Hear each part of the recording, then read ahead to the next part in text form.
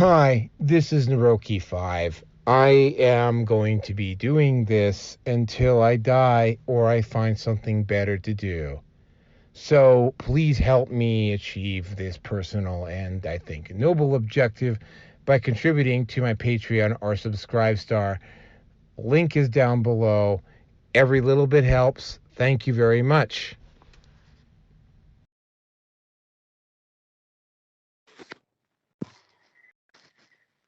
Hello, everybody. Welcome to the Red Pill Nation Hangout number 313. Yep, folks, yep, we continue to get up there. I am your regular host, Naroki5, with me tonight. Having come from a parallel dimension where he escaped the clutches of the vile, evil Cheeto King, is my co-host and long-term partner on this particular insane monkey bars, Rearson. Cheeto, sure, we'll go with that. I have no idea where you. It's gonna be one of those episodes. That's all I'm gonna say. Next. Okay, and he's been gone for a while. I've shared some of his stuff at my WordPress blog.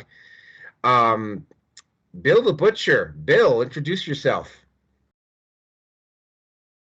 All right. Good afternoon. Good evening. Hello to everyone in Canada and all the ships at sea. I've launched into a new venture. We're making movies now. I'll talk about it later on if y'all want to talk about it. Cool. Okay. Yeah. Maybe get you plugged. Maybe get you a plug in there at some point. Okay. Right. Site. Yeah. Well, actually, no. We won't. Maybe get you a plug in. We will get you a plug in if you need to leave early or something like that. Okay. Site news.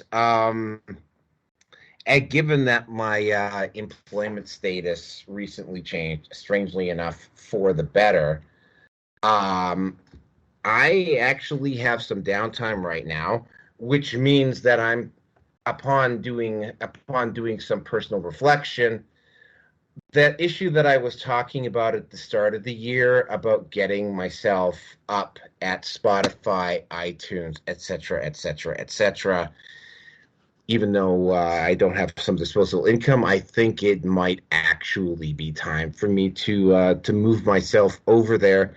So yeah, I'm gonna start trying to make moves to put myself on there. For those of you who don't know, I am at Patreon as the Roki5. I am Subscribe Star as Red Pill Nation. I am in the pro. I will probably also be dropping my Patreon sooner rather than later. I haven't really been. Because I'm me, I really haven't been pushing too hard on the on Patreon. I'm gonna have to start. I've been reminded by a few people that maybe I should be. Going to point out that even if 1% of the people who listen to me give $1 a month, and I'm doing my job on my end, I would probably get, especially since I'm no longer on YouTube, I would probably get to my financial goals at this point. And I'm going to be freely and openly admit this. The aim with this podcast is to get to the point where I'm basically doing this and I'm not having to rely on the whims. And as I just recently found out, and as Rearson well knows, I recently found out got reminded of what happens when you have a toxic boss in a toxic company to work for. Other announcements, partnering, might have a couple of potential interviews coming up. Gonna be partnering up with some other individual. I don't know what his handle is going to be yet. But we're going to attempt to do a series on how to survive wokeism in the entertainment industry, since we both have had to deal with it in bunches at times. In fact, I ended up having a rather long conversation with somebody at this point. By the way, I am testing the microphone. Can you all hear me when I tap on the microphone? Hello? Hello? Hello? Yeah, I'm tapping on the microphone right now. Can you hear me when I'm tapping on it? Tap on it again. Gotcha. Nope, you're not hearing anything? Okay, hold on a second. All right, let me try now. Oh, there it is. There it is. You're good. Heard Can you that. hear it now? Yep, you're good.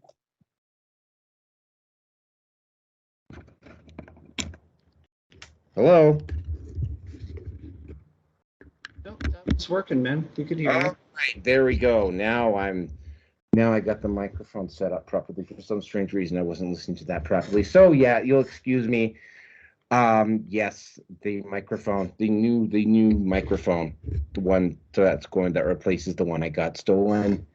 It's right next to me. It's a lot more sensitive than the omnidirectional one that I had before, but I think it's a lot better. And yeah, you'll have to excuse me, but yeah, you can probably hear a bit of an echo as I'm in an fairly wide open room here, which in terms of total square space, I think exceeds Rearson's kitchen and living room area put together. Fuck you. Uh, Screw you. That's the to horse my- you rode in on. and I get it all to myself, unlike Rearson, who has to share it with two other people. But anyway, we'll not get into that. For those of you who also don't know, I am at Odyssey, Rumble, BitChute. Sometimes I post up at Brighteon. I am also at Facebook, Minds, Gab, MeWe, Getter, and that is it for now. I may be adding some other things down the road, but that's it for right now. Let's just get into the topics for tonight. Topic number one: woke journalists start crying that Manosphere content online makes women look stupid. They're specifically talking about the Whatever podcast, and I'll get into that when I get into it, when I start the topics. Topic number two: Elon Musk fires everyone connected with the censorship of Daily Wire. That is a very interesting story. 3, Jamie Foxx injured from COVID vaccine, question mark. 4, Project Veritas is suing James O'Keefe and OMG Media. Number 5, Georgia Bureau of Investigation arrests people for charity fraud and money laundering in connection to far-left attempt city police terror campaign. That one is got some very interesting twists. And topic number 6, yeah, because we've already done this one to death. This will should on paper put the nail into the coffin. And yes, that is a helicopter you're hearing in the background. It is super warm outside, and if I close all the windows to my apartments, I would be sweltering right now. So the door to my veranda is staying open in the meantime. So that is it. Let's just hop right into this. And we will start out with journalists start crying that. And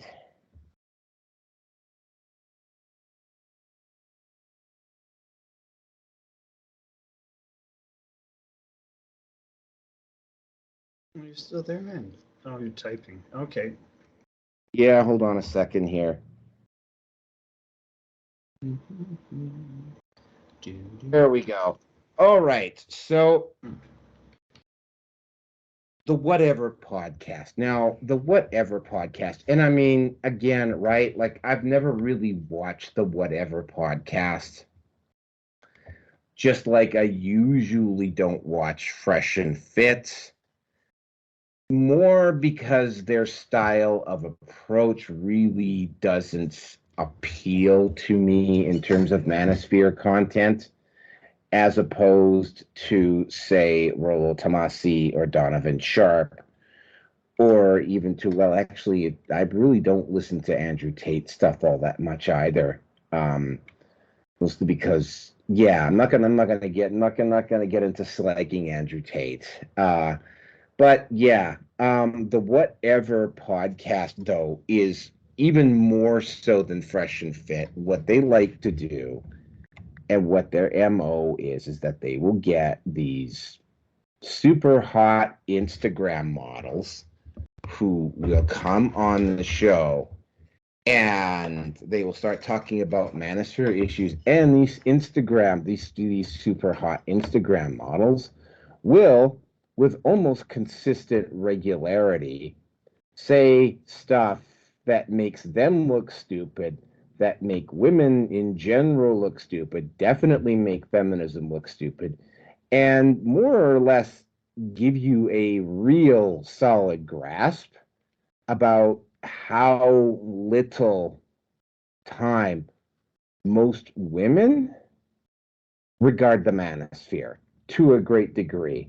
Now, there were several articles, including one of our personal favorite publications in the world, Vice, complaining that Fresh and Fit and the Whatever podcast are doing this with the stated specific purpose of making women look stupid. The counter argument on this is that, one, nobody is forcing these Instagram models or these women to go on to either Whatever or Fresh and Fit. And on Fresh and Fit, some of them will get absolutely smashed, inebriated, and then will then proceed to say something stupid. And engage in the usual feminist delusions that exist. And I mean, I have seen stuff, say, for instance, I've seen some compilations from the Whatever podcast where, the host of the Whatever podcast will ask women some of the really uncomfortable questions.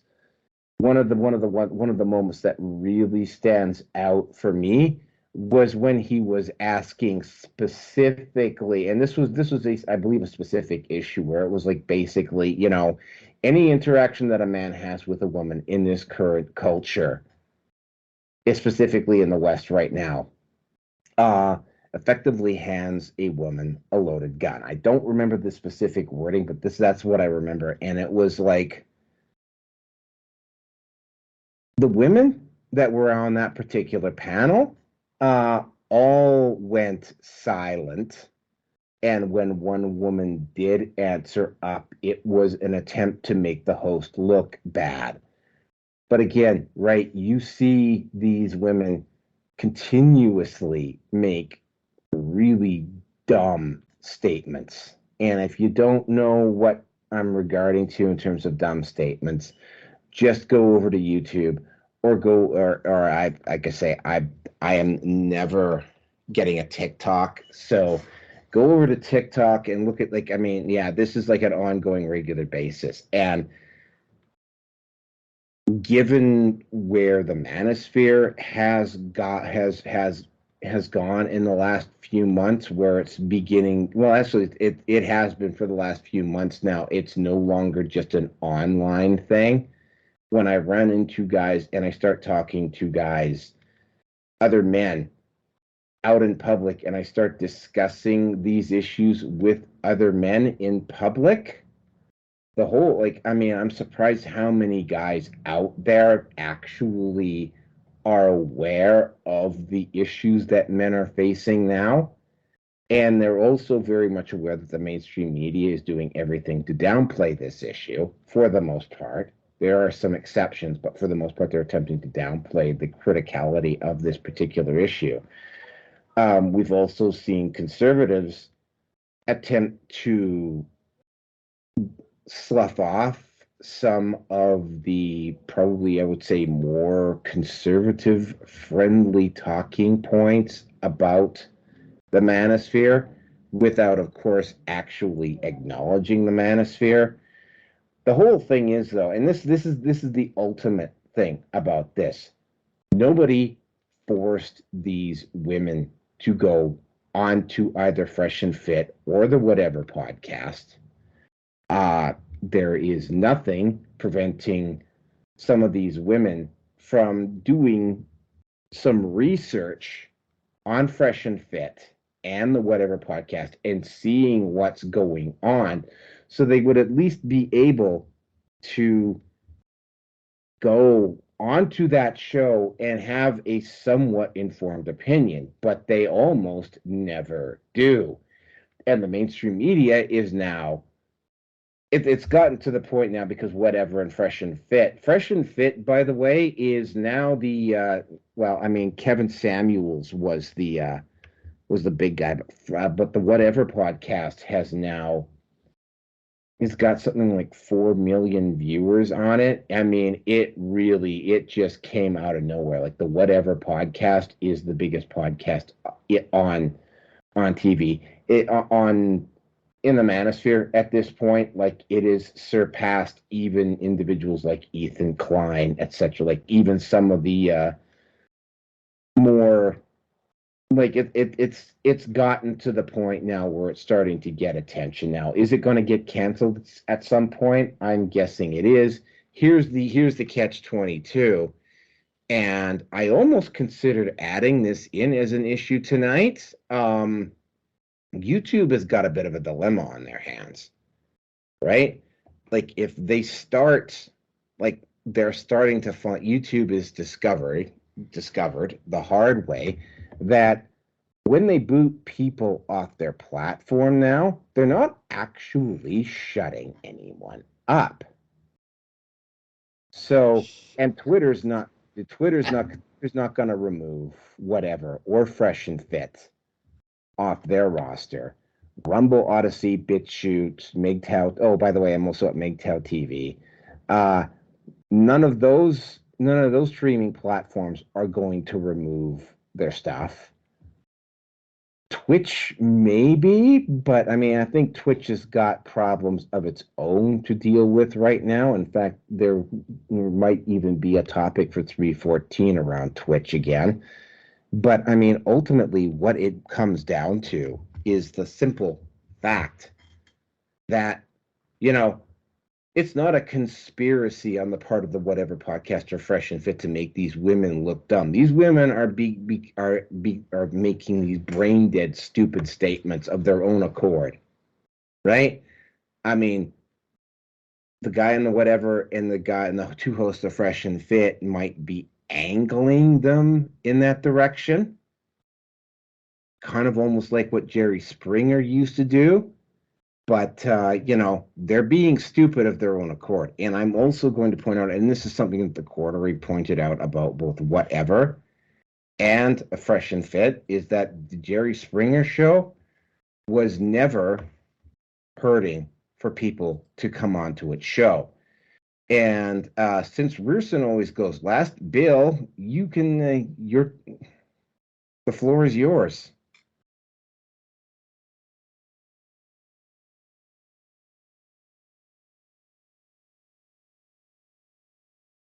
Bill, the floor is yours.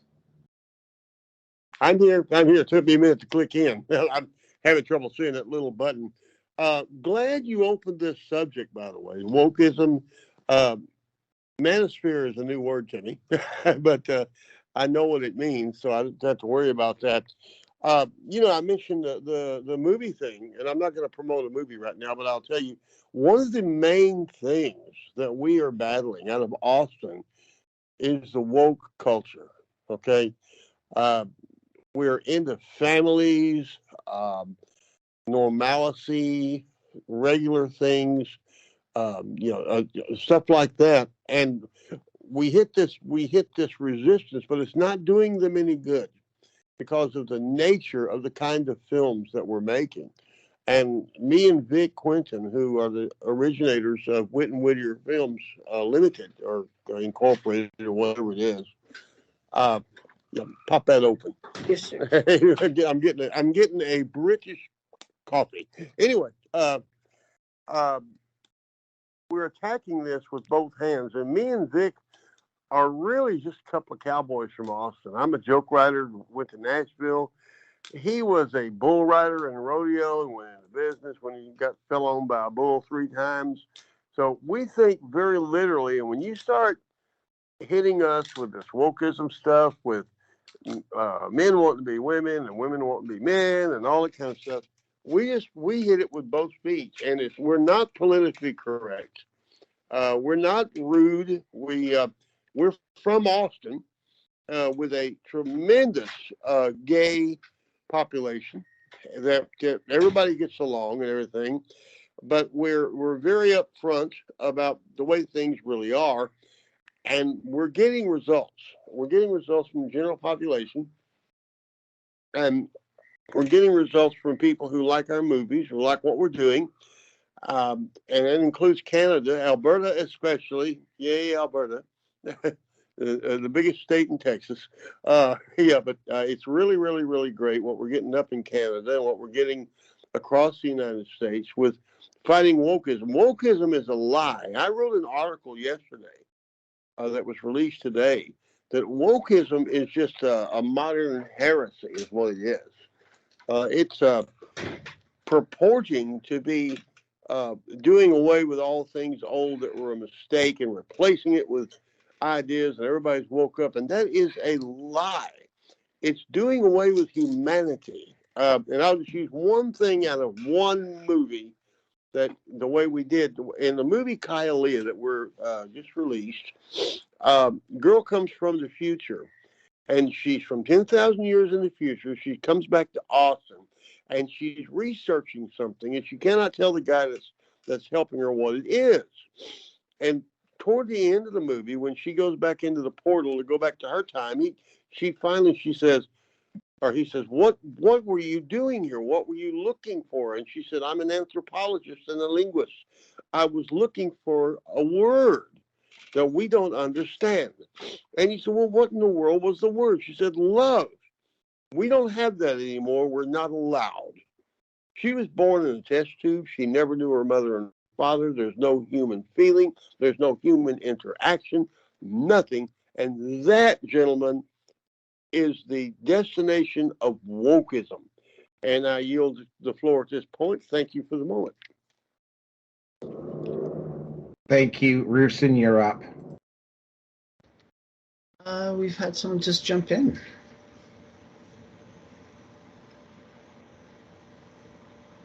So I will let Captain Sinclair introduce himself, and then we'll get him up to speed as to what the topic is.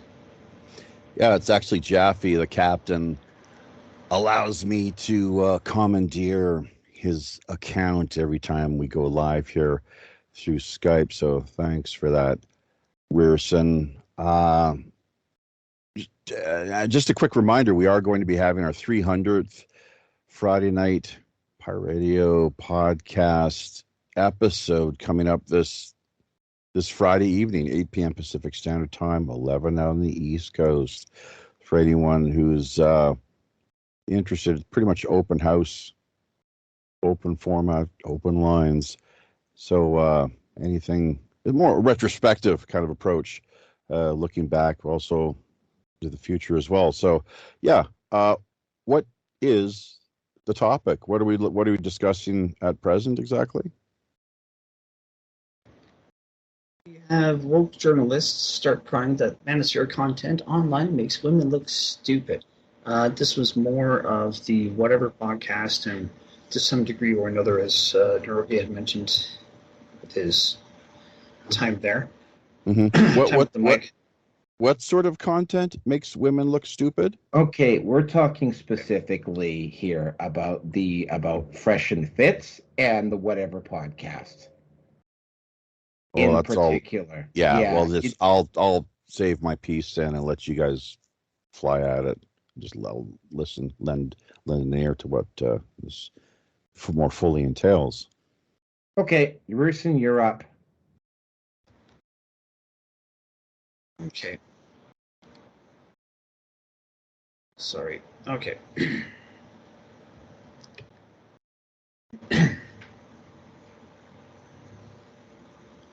These women may have a some degree of actual intelligence, but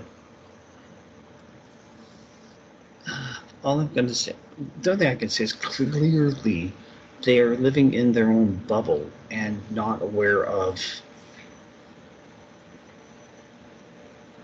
how things are or could be seen or viewed, however you want to say it, with some actual pushback. I mean, I've been.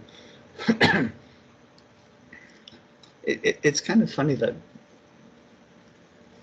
not that I wasn't really aware of what the topic was. I know that Sandman did bring it up, and that caught some interest for me, but I didn't fully clue into what the depth of it is. But I've been watching on YouTube pieces from comedian Bill Burr and his take on women, and oh my God. He's left-leaning, but he has said things that we have already talked about as well too. Megan rap him more, rape him more, screw him up more, or whatever. You know, the whole thing with the WNBA and women's soccer and those stupid topics. And I have to say, as well as for me being, I just want to be doing nothing. I just don't want to do anything, and I'm happy not doing anything. You know, it's in a rather sarcastic, relatively unfiltered way, just the typical differences between the sexes.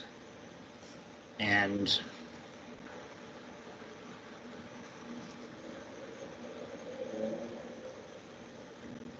the women that go on the show, my opinion is that they're intellectually lazy. I'm not going to say they're stupid. I'm going to say they're intellectually lazy. They're probably going to go in there thinking or expecting that, well, if I show enough tits or if I look pretty enough or whatever, I'll be able to, you know, I'll have control over the conversation. And I will guess that more often than not, they will be set up. Politely, they'll be gently set up, but they'll be set up.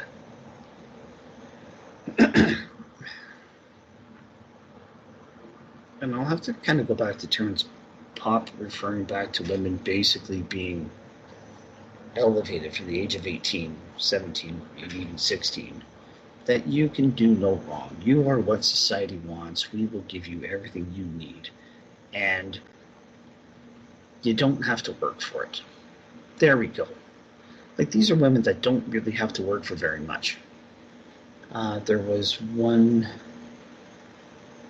I saw, was it Sandman? I can't remember who it was. Oh yeah, are you talking about Gorlock the Destroyer? The 300-pound land whale who openly said that she was a 10? Yeah, she's a 10 on the fucking Richter scale.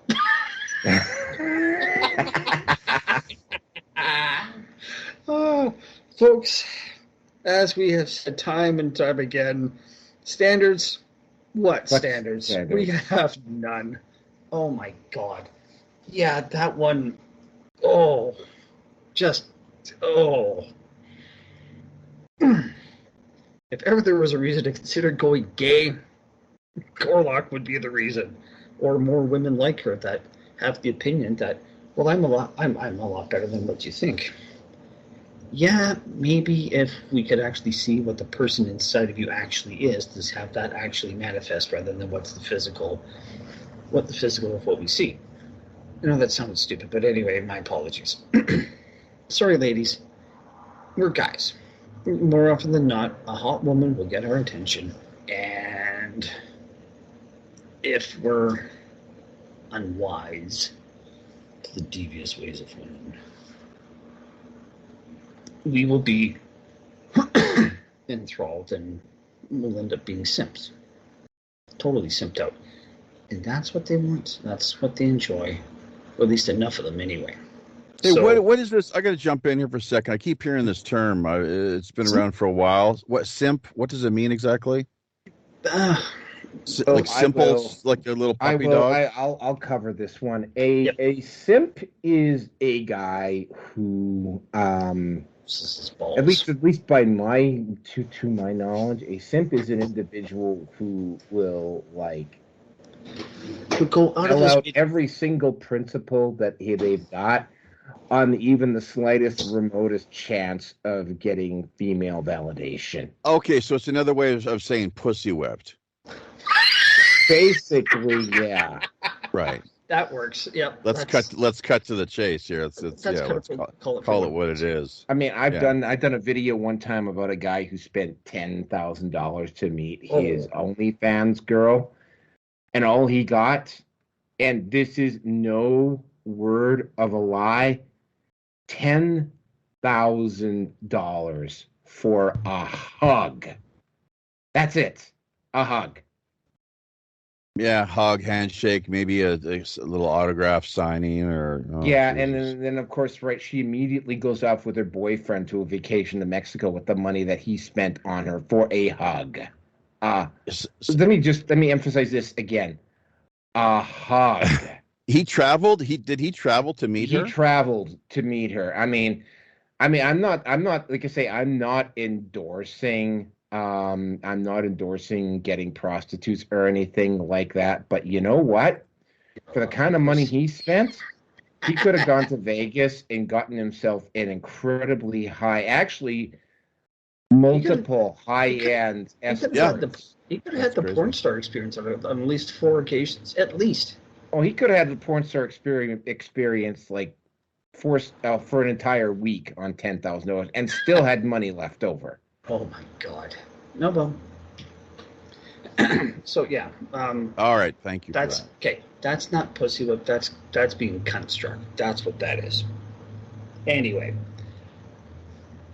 But yeah, I mean, these are women that are used to getting their way. They just bat their eyelash, give a little the messed up double speak body language that they give off, whatever the case may be.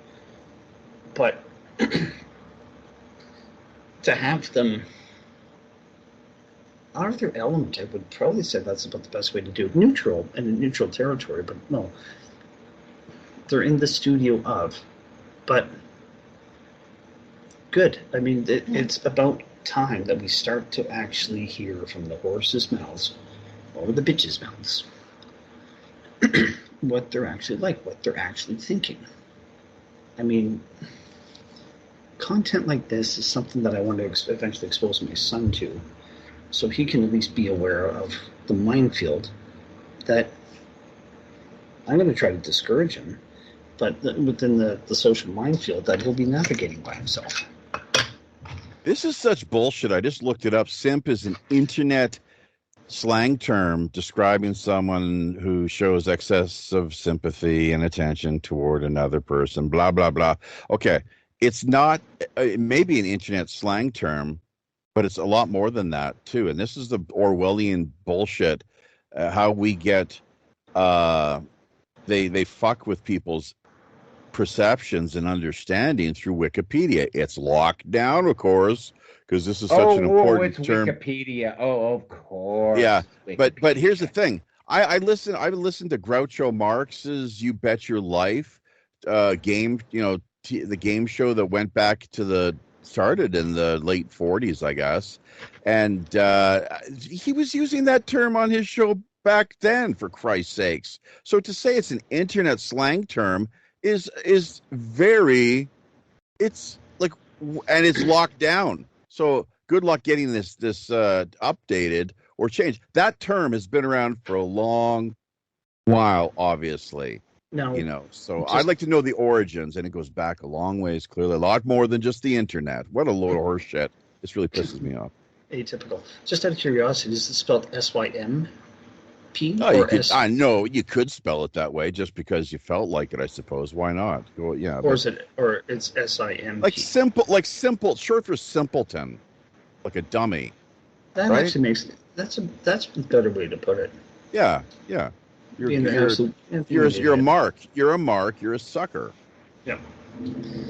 Okay. Well, again, at the end of the day, these ladies really aren't that prepared outside of their preferred social circles, their contacts, whatever the case may be. So, I'm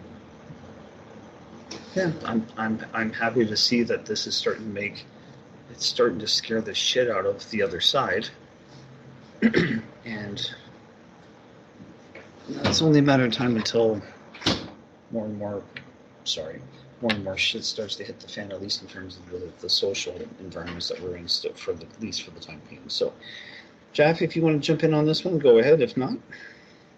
No, I've said my thing. We kind of went back and forth there. So I know that Naroki prefers to have just one person go at a time, but on occasion I think it's important to sort of interject at the moment and kind of clarify certain things. But Yep. I'm happy with what we've. Okay, I'm good. All right, I'm good. Naroki, back to you. All right, so I was finishing up. Getting some stuff prepared for the next topic here. So the next topic is, and this one is really interesting.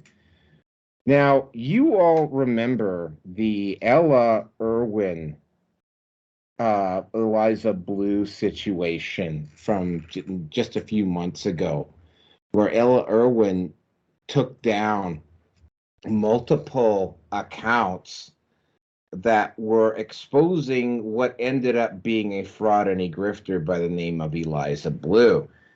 Now, the person who was primarily responsible for this was a woman who was the head of content moderation. Her name was Ella Irwin.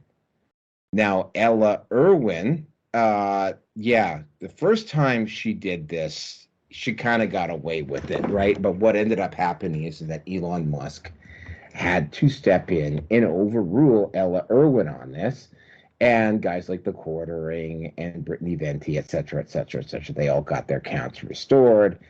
And Eliza Blue, with her one ally at Twitter, no longer able to run block for her. Her attempts to try and do damage control, as opposed to perhaps maybe, because if you remember the Eliza Blue situation, Eliza Blue was, and I'm going to say allegedly, victim of sexual trafficking, but when people, and apparently she was running a house for victims that were sexually trafficked.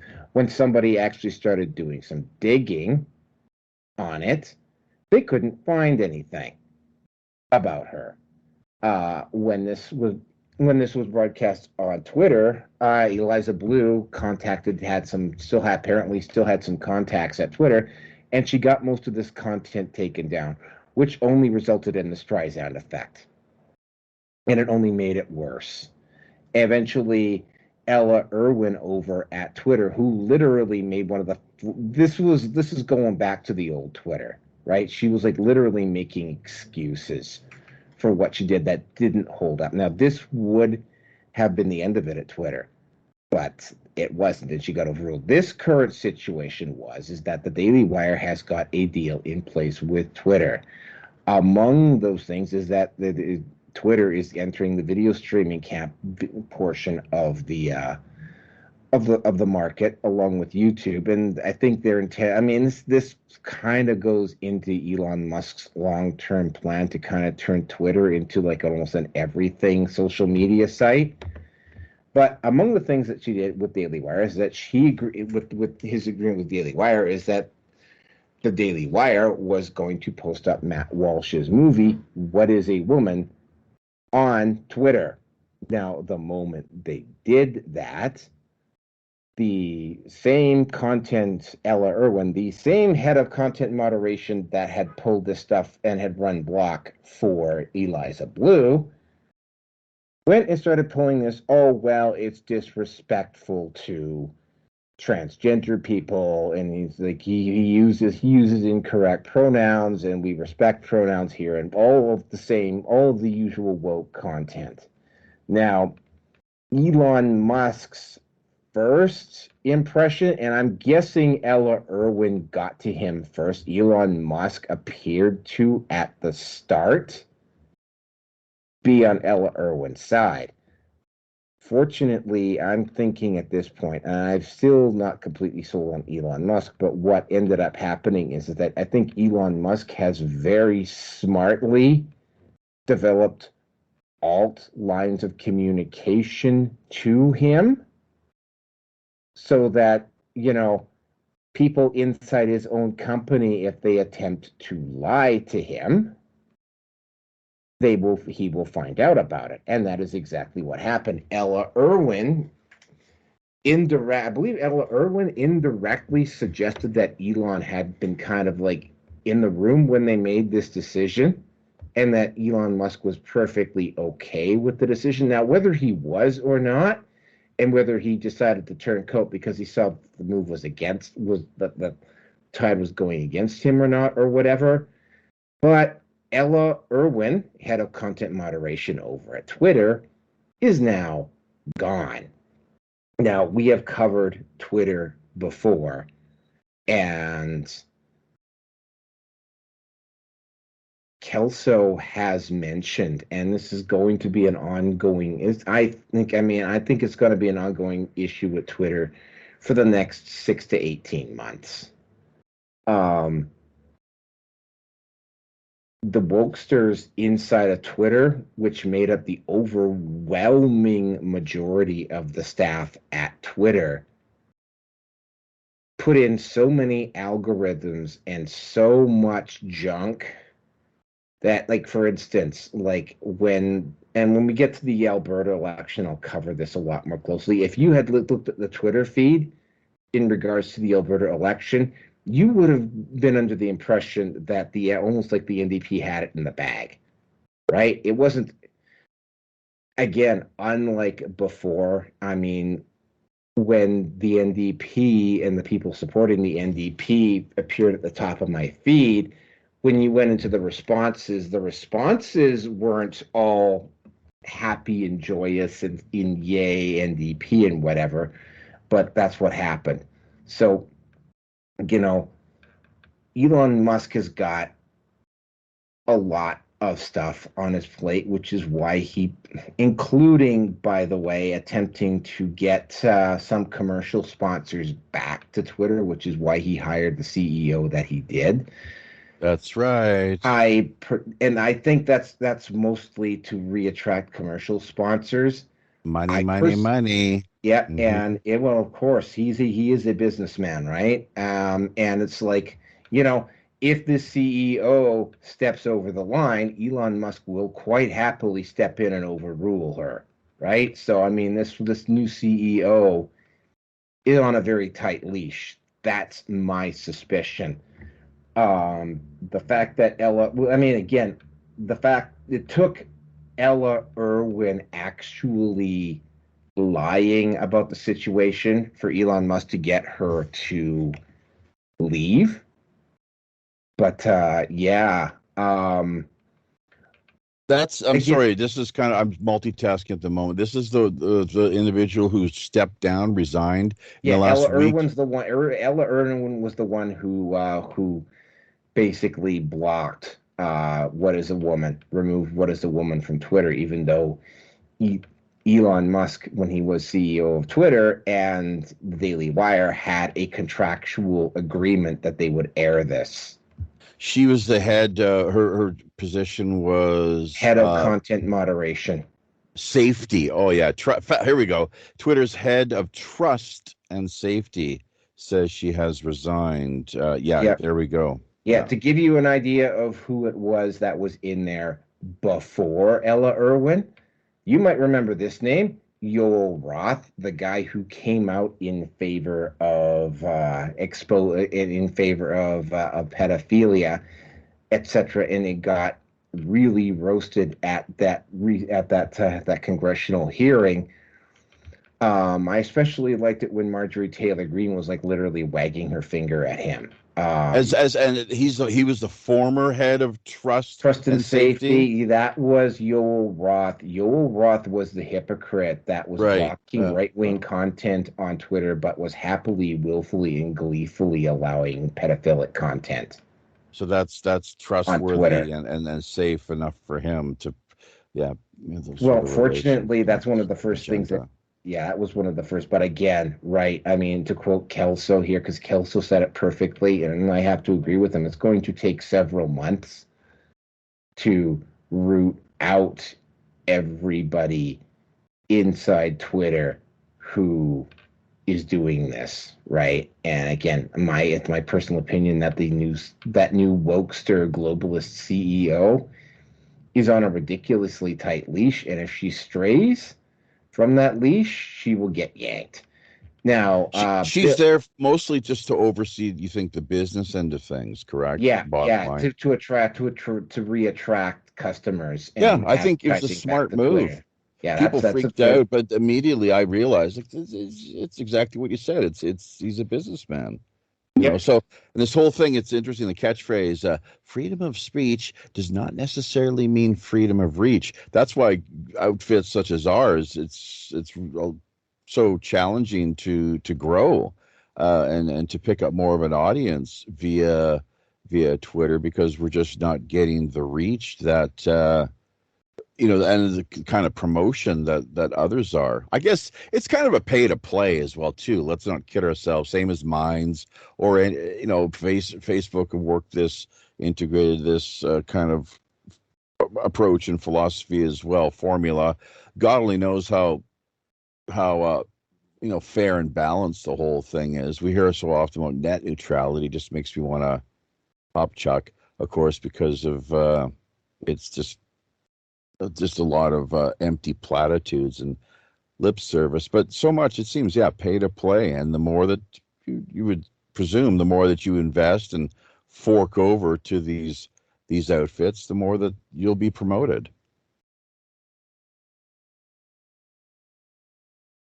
Yeah, pretty much. Bill, you're up. Do you have anything more, Jeffy? Nope, that's Okay, it for me. Bill, you're up. Thanks.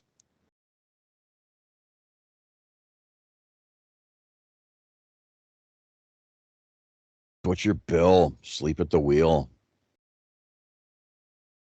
Maybe shuffled off to make himself a sandwich in the kitchen. Hit the loo.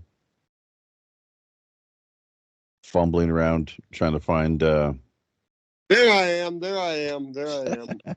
I'm dealing with an iPhone here, folks. I'm trying to follow the conversation. Some of the stuff I don't understand. But Elon, I kind of do understand, because he's a local boy, from Austin.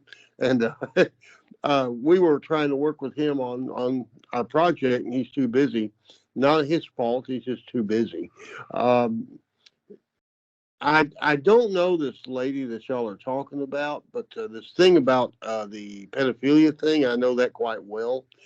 And they slipped that in, the woke people, and they slipped that in, trying to make it seem normal. And it's not normal. It's something that's completely outrageous. And they call it 50 Shades of Gray in a book. But the 50 Shades of Gray is what's allowed and what's not allowed in civilized society. And in civilized society, I'm from West Texas, and we have a type of creature down there called the West Texas firecracker. And what the West Texas firecracker is a 16-year-old girl that can get into any club without her ID and order a drink. That's how good she looks, okay? But these people are completely the other end, out there with Chris Hansen, and they want to make us believe that their lifestyle is normal. That's the same thing as the transgender people. Well, this is normal. No, it is not normal. It destroys families. It destroys society. It destroys civilization. It goes against everything that is anywhere near normalcy, from Canada to Mexico City. It Like they'll try to point out incidences in Greece, ancient Greece. This was normal, and this behavior was never normal. The transgender type people and other people are never more than about 3% of the population at the utmost. Okay, that is a fact. And the transgender is gender dysphoria. It is a mental illness. And they don't want to see that. They don't want to see that, but they want to work it in. And in the woke version of general acceptance to everything that they agree with, you get this bizarro world that we're having to deal with now. This is what leads you to insane assumptions like COVID, like cures for COVID that never existed. Um, all types of things that are going wrong with the world now. But there's a light at the end of the tunnel because people are waking up from Toronto to Mexico City. Most of us are standard, normal, working people. Well, what we're doing right now, what Naroki is doing right now, putting on a radio show for people around the world, talking about subjects and everything. And most of the people who are listening to us right now are just normal people who say, yeah, that's what I'm talking about. That's what I'm trying to say. And you've got to stand up to these people because they will not back down. They will not back down. That's what we're doing in our company out of Austin. Several other companies. Pure Flix is doing the same thing. Angel Vid is doing the same thing. And then they want to, and I don't know what anybody's religion is here, and it doesn't matter. It's what you believe. If you want to believe in a standard God of the Bible, that's fine. If you want to believe in Buddha, that's fine. Muhammad, praise be to him and peace be upon him, that's fine. But everybody has to believe in something. Most people today do not believe in themselves. That's the problem. They don't believe in themselves. Once we get past that, then things are going to have to get better. This happens, gentlemen, in history, this happens all the time. This is what happened to the Roman Empire. They were the strongest empire in history, and they did it by being family-centered culture, military might. Everybody worked hard. The armies walked for thousands of miles and conquered lands and everything. And then they started hiring soldiers, and they got woke. And in 476 AD, they got unwoke by the Visigoths and the Vandals, okay? And then that's just the way it works. So anyway, that's my bit. I hope I didn't stray too far off the subject, okay? Yeah, a lot of great items that you had to offer there, Bill. But I will take exception to this business of ancient Greece. It is well known, and I just did a quick search or two to see what more we could come up with. I guess they called it pederasty. I don't know, pedophile, youth, what have you, sort of reference, I suppose. Pedagogy meaning teaching methods. But ancient Greece socially acknowledged romantic relationship between an adult male, the erastus, and a young male, the eromenos, usually in his teens. Interesting how they say that, usually in his teens. So young adolescent, not I guess, what would otherwise be pre-pubescent or something to that effect. So people can look that up if they want. It is interesting to take note of. And I think it would be like a mentoring sort of relationship, which would often occur within a military sort of context or philosophical, schooling, whether, Plato, what did he have? The school, the academy, and Aristotle, I think they call it the Lyceum, something along those lines. But the one thing that really, and these are just, I don't know. I mean, is this just all made up history? I don't think so. So I'm assuming that it's relatively factual and relatively accurate. The one thing that really concerns me, though, is the whole the Islam angle, and the way that with the woke agenda that plays right into their hands. Yeah, we talk about if you want to believe this or that, it's fine. And yeah, we're so liberal and flexible, and you just go ahead and do your thing. But once they gain a foothold and a majority, we're gonna find ourselves in big trouble. Much to in the way as per how you reference the Roman Empire. That's a great analogy because that's what we're seeing right now. Largely, not just open borders, of course, but economics. Very, very. It's purposeful, willful destruction. There's no other way of looking at it, and that's, I think, one of the things that Trump clearly tried to turn back the tide on But Biden just quite counter opposite, wanting to have his way, as with Castro up in Canada and what they're doing in Europe and elsewhere, of course, in conjunction with the so-called Kalergi plan. If people are interested, want to take the time to check that out. But yeah, the Muslims, very disturbing, because they believe that to be a good Muslim man, you're required to be just like Muhammad. And let's not forget, he took a young wife she hadn't even reached puberty yet. I think her name was Aisha, maybe 6 to 8 years old. Yeah. Cousin. Let me interject Aisha right quick, if I may. To show you I'm not completely a redneck. Aisha was 5 years old when she was married to Muhammad, and he consummated the marriage when she was about 9, which was about the time she had her first period. Amazingly, when Muhammad died, he couldn't read or write, and he would quote, and the Quran that he quoted was always in a rhyming sing-song fashion. And like people can remember their favorite album by the Beatles, they can remember what he said, but not all of it. And Aisha had saved a lot of the sayings of Muhammad on palm leaves that she hid. When he died, they were, oh my God, where's all, well, she had them. She had them. They were all right there, So, but yes, he did that. And people, they go, well, it was a different time and day and everything. Well, another reason he married Aisha was it blended two tribes and stopped a war, stopped a conflict. But it's still, and I'm going to go right back to the Greek thing, but there's certain things that civilized people don't do. And that was like you, and I totally agree with you. Once the Muslims take over, and once you're under Sharia law, you're not going to like it. You're really not going to like it. But I'm sorry I interrupted, but I wanted the Aisha thing. She's one of my favorite people, to be honest with you. The kid. Oh, yeah, yeah. You didn't. That's fine. You did not interrupt at all. What I'm curious to know, though, is these palm leaves. Can you share a link in the chat end of things? Because I've not heard of these secret writings. It's something I read years ago when I was okay.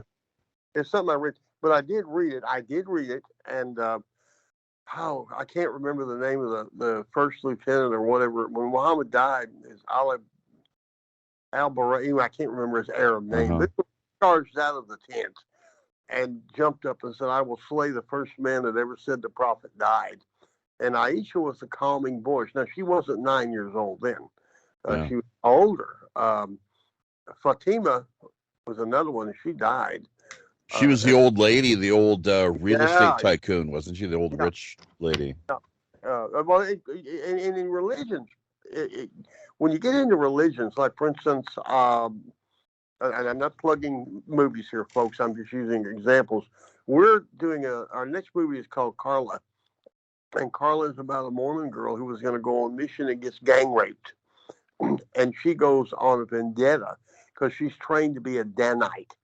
And the Mormons deny the existence of the Danites, but they did exist. My great-great-grandfather was one of them, Porter Rockwell. And they believed, and truly still believe this day, if you cut a person's throat and make their blood touch the ground, they go to heaven, and you are exalted for getting them there. And if that ain't crazy, I'm not a white boy from Austin. I can see. Go ahead. This is an esoteric Mormon belief.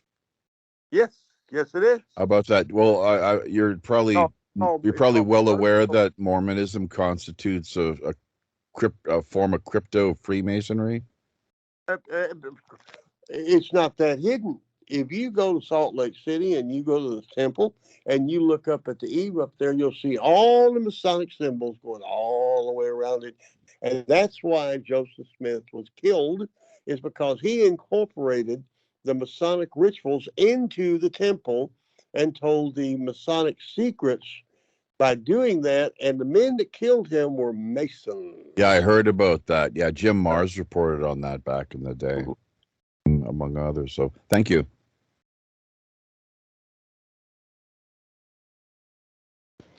I guess that awkward moment of silence means it's my turn. All right. Yes, it's your turn. Okay. It's your turn to show the world. Well, as long as I can do a better job than I get my sorry ass fired for censorship of the Daily Wire. Yeah, I was going to say this to you yesterday, but I needed to save that for tonight or 2 days. Anyway, whenever we last spoke on the phone. My take on this one is that,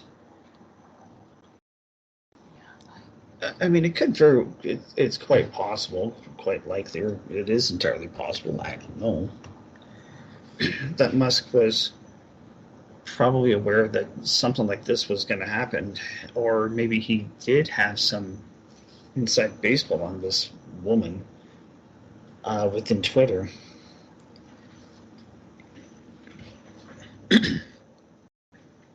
Or rather, sorry, let me rephrase that.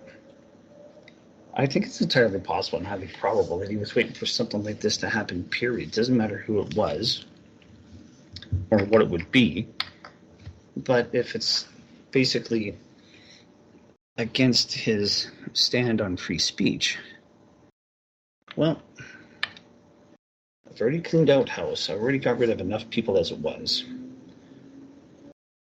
No doubt that there's still rats on this ship that may or may not be sinking. I don't know.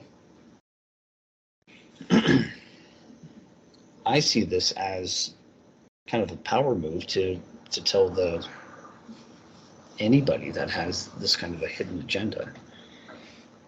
Sure, you can do it, but she got fired. You'll be next. So maybe not. Again, I have no idea. But I have a very strong feeling that this is going to set... I believe that this firing will probably have set the tone for any of these little small cabals, shall we say, pockets of resistance for what Twitter used to be. I don't know. Or maybe the ones that are still somewhat connected to the deep state. Anything's possible. But yeah, this is what I own the company. This is what Twitter is going to be all about. You can step all over that if you wish, but here are the consequences. So, yeah, that's really all I got to say on that one. So, Rick, I hope you weren't hoping me to be rambling on for about 5 to 10 minutes here. So, I got nothing more. Well, no, I was...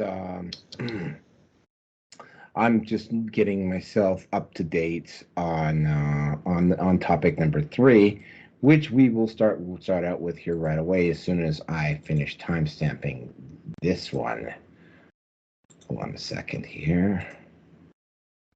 Okay, topic number 3, Jamie Foxx.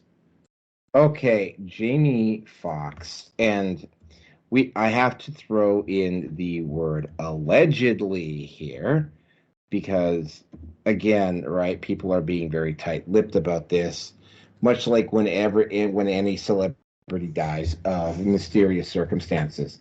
Now, the rumor floating around is that Jamie Foxx had a medical complications, aka a stroke, from something, and apparently he had been given the COVID vaccination just a few days earlier.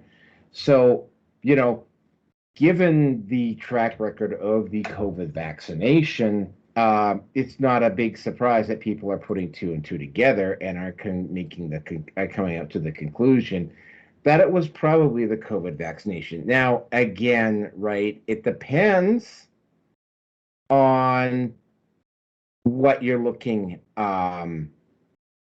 for. Like, for instance, I am currently on DuckDuckGo COVID vaccinations. The NBC News article, unsubstantiated claim that Jamie Foxx was hospitalized after COVID vaccination. Newsweek, LA Times, Pointer, all of the establishment, media is making the claim that, oh, well, no, this is just a conspiracy theory, da da da da da da da. And I'm like, and of course, Jamie Foxx is, of course, being relatively quiet about the issue. He's dealing with a medical complication. The fact, and again, nobody knows if he can even at this stage speak. Has he been seen on camera no, there hasn't recently? been. There's reports of him being blind and paralyzed. Yeah, that's some of the stuff that's been going around. And to think this is, I mean, yeah, to think this has nothing to do with the experimental kill shot, like that's the first place you would think any reasonable, scientifically minded, sleuth or medical detective would look, obviously. Yeah, and then from there, if you rule that out, then you could, that's no longer applicable. It's something else. Yep. Obviously. So the issue here is Jamie Foxx is a relatively young guy. Well, he's not. He's probably middle aged now. The issue with this is the fact that the mainstream media, like literally in lockstep, is, oh no, it's not the COVID vaccine. Which, of course, given the sterling and impressive record that the mainstream media has had over the past few years, the fact that they're all in lockstep saying that it's not the COVID vaccine, given the amount of lying that they've done, doesn't help them, because they have lied so badly, so much, so frequently, and never owned up to when they've made, well, very rarely, unless they're like legally forced to. They never actually own up to what they're doing. The whole issue here is the fact that like nobody, like, I mean, and this has been this is kind of like where I kind of arrived with the mainstream media and people who just absolutely parrot the mainstream media. At this point, when it comes to people who start parroting the mainstream media, there's enough counter evidence out there for almost all of the stuff that the mainstream media is pushing, that if they're championing this stuff in the face of what's going on, that not only are, I'm going to even go beyond stupid, I'm going to say they actually want to be ignorant. And in that case, there's no point even having the discussion with them. Jamie Foxx will have to make a public appearance at some point. Almost invariably, the reason behind it is, like, I mean, they can cover it up as much as they want to, like the medical reason behind it.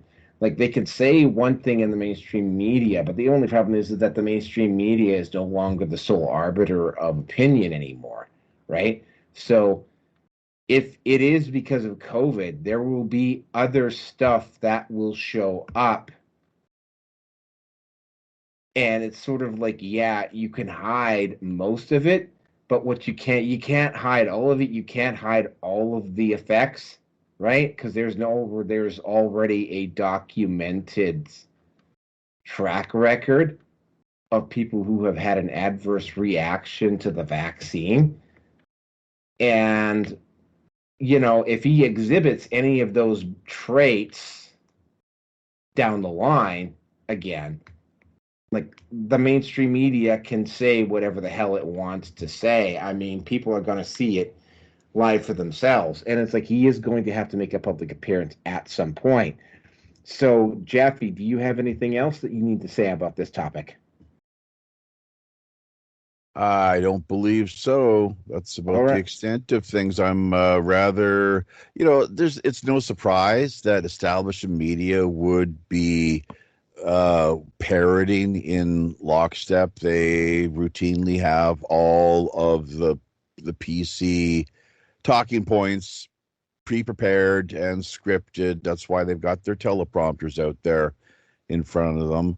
And it's why we hear via the Fifth Estate digital underground alternative media with the counter narratives that we are able to generate pose something of a threat. But I think at the same time, yeah, a threat, if only because we have more free, open, and unrestricted exchange of ideas. Whereas they themselves are more tightly regimented and controlled. With the filtering, especially, there's a lot of filtering and the self-censoring, or just more the pressure that they receive to not discuss certain topics, or if they do, to handle them in a way which, as you mentioned from the get-go, it just makes a mockery of things. The whole so-called conspiracy theory kind of knee-jerk reaction, the catchphrase, right? It's like anti-Semitism. These are these politicized, weaponized catchphrases, and terms that lead people to want to shut down or intimidate, I guess, so that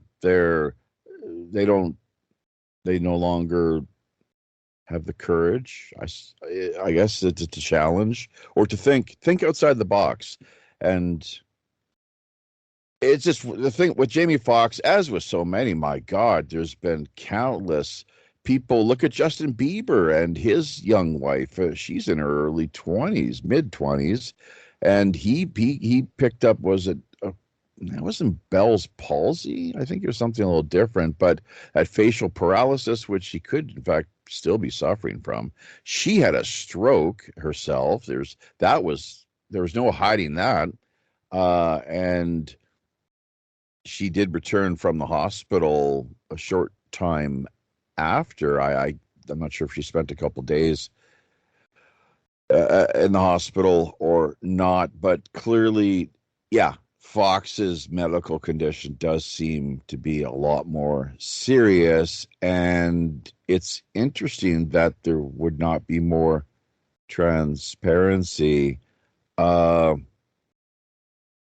just so much in the way of mind control at work, frankly, and the whole Corona apocalypse, COVID-19 84, plandemic, scamdemic. I'm not sure there's other ways it's all been characterized, but we saw it coming. Many of us predicted, we were cautious and saying, hey, maybe it makes no sense whatsoever if the cure, alleged cure, turns out to be more of a problem and dangerous ultimately than the original medical issue and threat to begin with, right?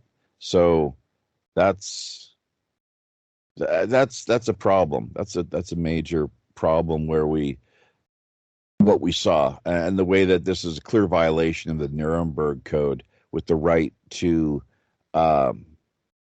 informed medical consent. That's the crux contained within the Nuremberg Code, and there needs to be more people held accountable.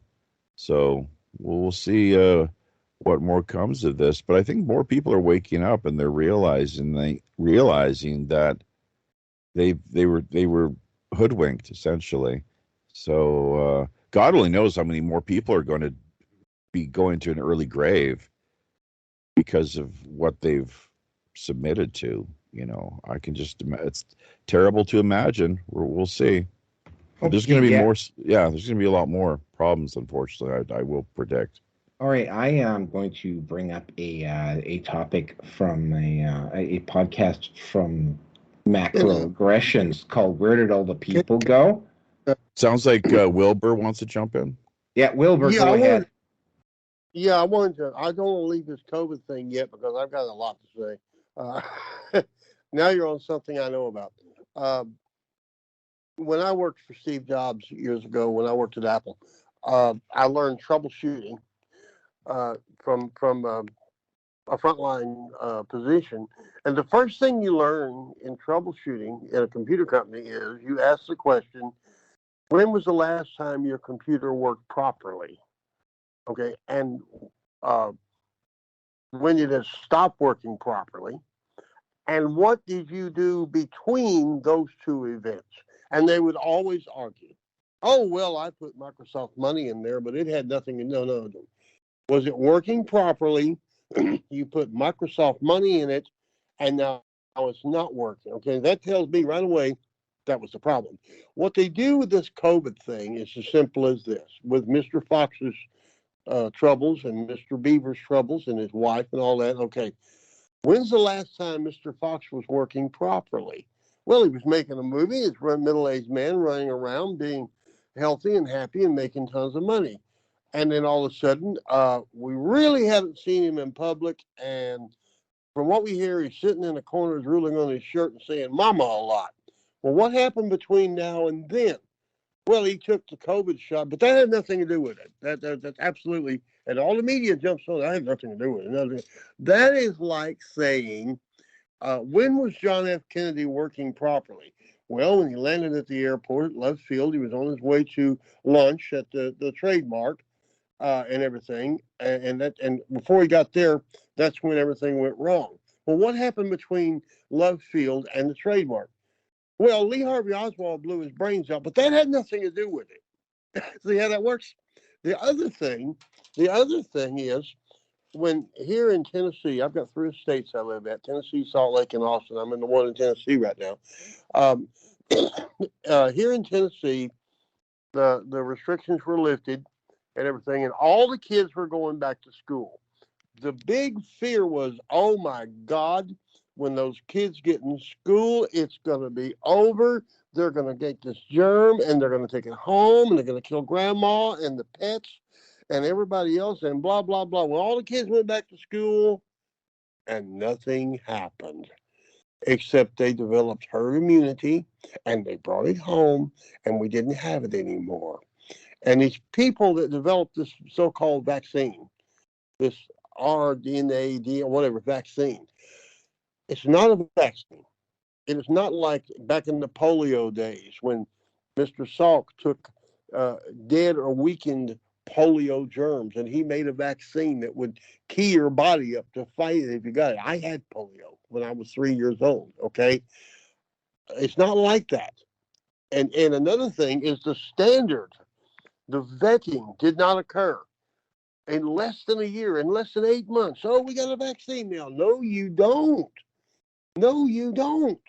You've got something, but it's not a vaccine. And just like one of our commentators here just said, all of the thousands of people, okay, football player out there, 2 weeks ago, he was throwing a football 50 yards until he dropped dead in the middle of the field of a heart infraction, okay? 6-year-old boy dies of a stroke. Justin Bieber's young, pretty wife has a stroke. Justin Bieber has paralysis. Mr. Foxx has what's wrong with him. And the list goes on and on. Back in the day, you come up with a vaccine and you give it and you throw it out there and you test it. Say the Salk vaccine. Let's use it for an example. And 3 kids get sick or die with it. Just 3. That's all you need. And they'll pull it. And so we got to check this a little bit more. There's something wrong. COVID was, whether the Chinese made it or they didn't make it or it just came from a bat or whatever, it was simply an enhanced flu. It was an enhanced flu. And as it was proved right here in Tennessee where I'm at, all the kids went back to school. And yeah, they came home with runny noses occasionally. In fact, I've got 5 grandkids here, and 3 of them caught the COVID when they went to school. And they went back to school. As a matter of fact, it was snowy. And my 2 twin grandsons, who were 12 or 13 years old, one day they were out sledding down the front yard here where I'm sitting right now. And I shook my head. I said, "What are you doing?" "Well, we're sledding." "You got the COVID." And they said, "No, that was yesterday." That's how serious it could not be if you simply had handled it in the usual way. Well, old people were dying. Old people always die of the flu. In Texas, they die of the heat. It always happens. And just like our commentator here said, everybody was hoodwinked. We were lied to. The mainstream media jumped up. They did what they do best. They put out a cover story, and we all had to buy it. And first, they tested out the masks. Oh, you got to have a mask on there. Masks do no good whatsoever. A cloth mask or a paper mask will not stop a virus. It will. I don't know if it'll even help. Okay, they got that. Then the best thing was, wash your hands and avoid crowds. But do that in any flu season, fool. If you've got a flu season going, don't go to the football game. Don't go to the bar. When you go out and you shop, wash your dang hands before you pick your nose, fool, and you won't catch it. So I totally agree with our commentator here. We were hoodwinked, we were tricked, and we fell for it. And don't fall for it again. I yield. Rearson.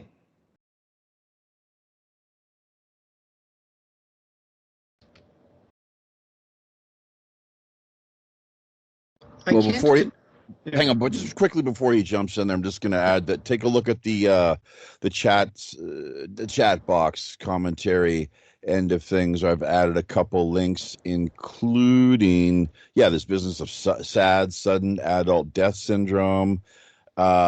There used to, SIDS used to be an issue. It still is, I guess. I had a little baby brother that died from it. Hashtag SIDS. Now we got hashtag SADS. It's sudden, not infant death syndrome, it's sudden adult death syndrome. And in addition to that, excess deaths, and this is really something that's an important issue to keep in mind, officially, and you can bet if these official media are reporting on this is 20% higher than last year. 20% higher than last year. It's probably more than that. I can almost guarantee you, because it's so often you find them that when they want to downplay things, they give you just a kind of lowball number, and when they really want to make you, like with the COVID nonsense, the fear porn that was being peddled and still is, I guess, that drive everyone to a state of hysteria, then they just exaggerate to the point where people are totally freaking out and ask, looking for a savior, which more often than not turns out to be the very same people who created the problem in the first place, ironically. But yeah, Dr. John Campbell is the guy to, he's the most kind of level-headed of the analysts out there. He's got a good handle on things. You can go elsewhere, of course, too. But this business of excess deaths is way off the charts. It's and as per Jamie Foxx and others, the question is, well, why? And the powers that be are trying to say, first they tried to say it was people smoking too much pot. It was the marijuana that was doing it. And then that didn't seem to go over too well. People just it was too ridiculous, of course. So now it's climate change. It's like, it's climate change is causing all these problems, or they get this most absurd things. But just quickly in closing here, Bill Gates wanting to block the sun. Why is Bill Gates wanting to block the sun, people? All that powerful vitamin D coming our way, and the world vaccine kingpin wanting to block the sun. Connect the dots, and hopefully not too difficult to figure out. The man is a full-blown psychopath. He needs to be neutralized, and I'll leave it at that. As per how Wilbur phrased things, yes, I too yield. Sorry for the excess amount of what I had to offer there, but yeah. All right. And thank you for stepping in, Jeff. You gave me a little bit more time to formulate what I wanted to say. Good. Apparently, I just saw this today, I think it was, or yesterday. I've forgotten about it until just now. But apparently Jamie Foxx is scheduled to be in some sort of a trial against some rapper Praz. I don't remember the fucker's name. And this is a multi-million-dollar scam that is, in a sense, actually somewhat related to topic number 5. But it's to testify against this rapper where he was doing some sort of embezzlement or money laundering scam, scheme, whatever, for Obama. Now, again, at this point in time, I can't confirm it, and if I can find it on Telegram, I'll send it to you, Jeff, because I'm sure this might be of some interest to you. But if that indeed is the case, and you won't hear this kind of, as I said already tonight, you won't hear this kind of stuff on mainstream media. So the possibility that this is indeed real cannot be dismissed or discounted. There are some rumors that he was actively targeted, and there are some people out there who do want the man dead. Yeah. So I really could make it what you will. I have no idea. But yeah, there's a lot more than what meets the eye when it comes to the world of entertainment. You know, politics, especially, of course, can be very, very duplicitous. And, well, give him another COVID booster. Yeah. That's all he needs is another booster. Yeah, see how it goes from there. Right. I mean, realistically, it can't make it any worse, and I can't see the man being able to act ever again for the rest of his life, sadly. I don't think he's going to be getting too many boosters anytime soon. I'd be quite surprised to hear that. Look at Meatloaf, you know, and all these people. Like, my God, just so many. Bob Saget. Look into the Bob Saget. Gilbert Gottfried, another comedian. It's like, yeah, I was triple boosted. It's like, you know, and then he's gone shortly thereafter. He had his compromised immunity system. Mr. Saget dropped dead in his bathroom and bumped his head on the way down. Well, he must have been that. Yeah. Well, yeah. And his family had a history of heart problems. He should have known better. He should have, if I was him, worked to just, you know, get a medical exemption. Because of that, my wife should have done the same. She went out behind my back and got triple jabbed or, you know, injected, shot up, as I cannot help. You know, we got to start laying it out there and more really. They talk about jab. Like, I mean, how Orwellian euphemistically can you get? It's just a wee little jab. Nothing to worry about now. Just let it roll up your sleeve and take a little bit of this, what we got to offer you now, okay? Not a problem. No need for tears or complaints or whatever. But sure, yeah, it's World War V, folks. It's the war on humanity, and we're getting hit from all fronts. It's asymmetrical, whether it's the water we drink, food we eat, air we breathe, the economy, the weaponization of drugs and medicine, education. That's why we have to re-educate ourselves. Wilbur used the analogy of a computer not so long ago. Well, let's time to reboot and reformat. You know, and build a new operating system, which is a little more user friendly, I suppose one might say. That's what Moderna literally wants to do is to rewrite the human operating system. Who? It's midnight here in Nashville. I'm going to have to bow out, but it's been real nice being with y'all for a while. Okay, Wilbur. Yeah, take care, my friend. Okay. Wilbur, don't forget to plug your Too late. stuff before you go. Okay. Too late. What did I got to go too? It's top of the hour actually, so I got to, you know, as is typically the case. So thank you, gentlemen. 300 episode this Friday night. Hope both of you can make it. If not, of course, we have June 30th, the Canada Day open house, and who that outfit that you wanted to hook us up with, Naroki? They did get back.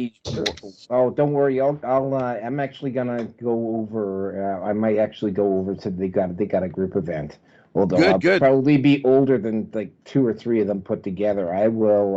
Oh, and yeah, they're young university Yeah, kids. they're young. They're youngins. I will go. That's Okay, good. yeah. Look, I set you guys up with 2 or 3 people. Do you want? Do you want to talk to them? Okay. Yeah.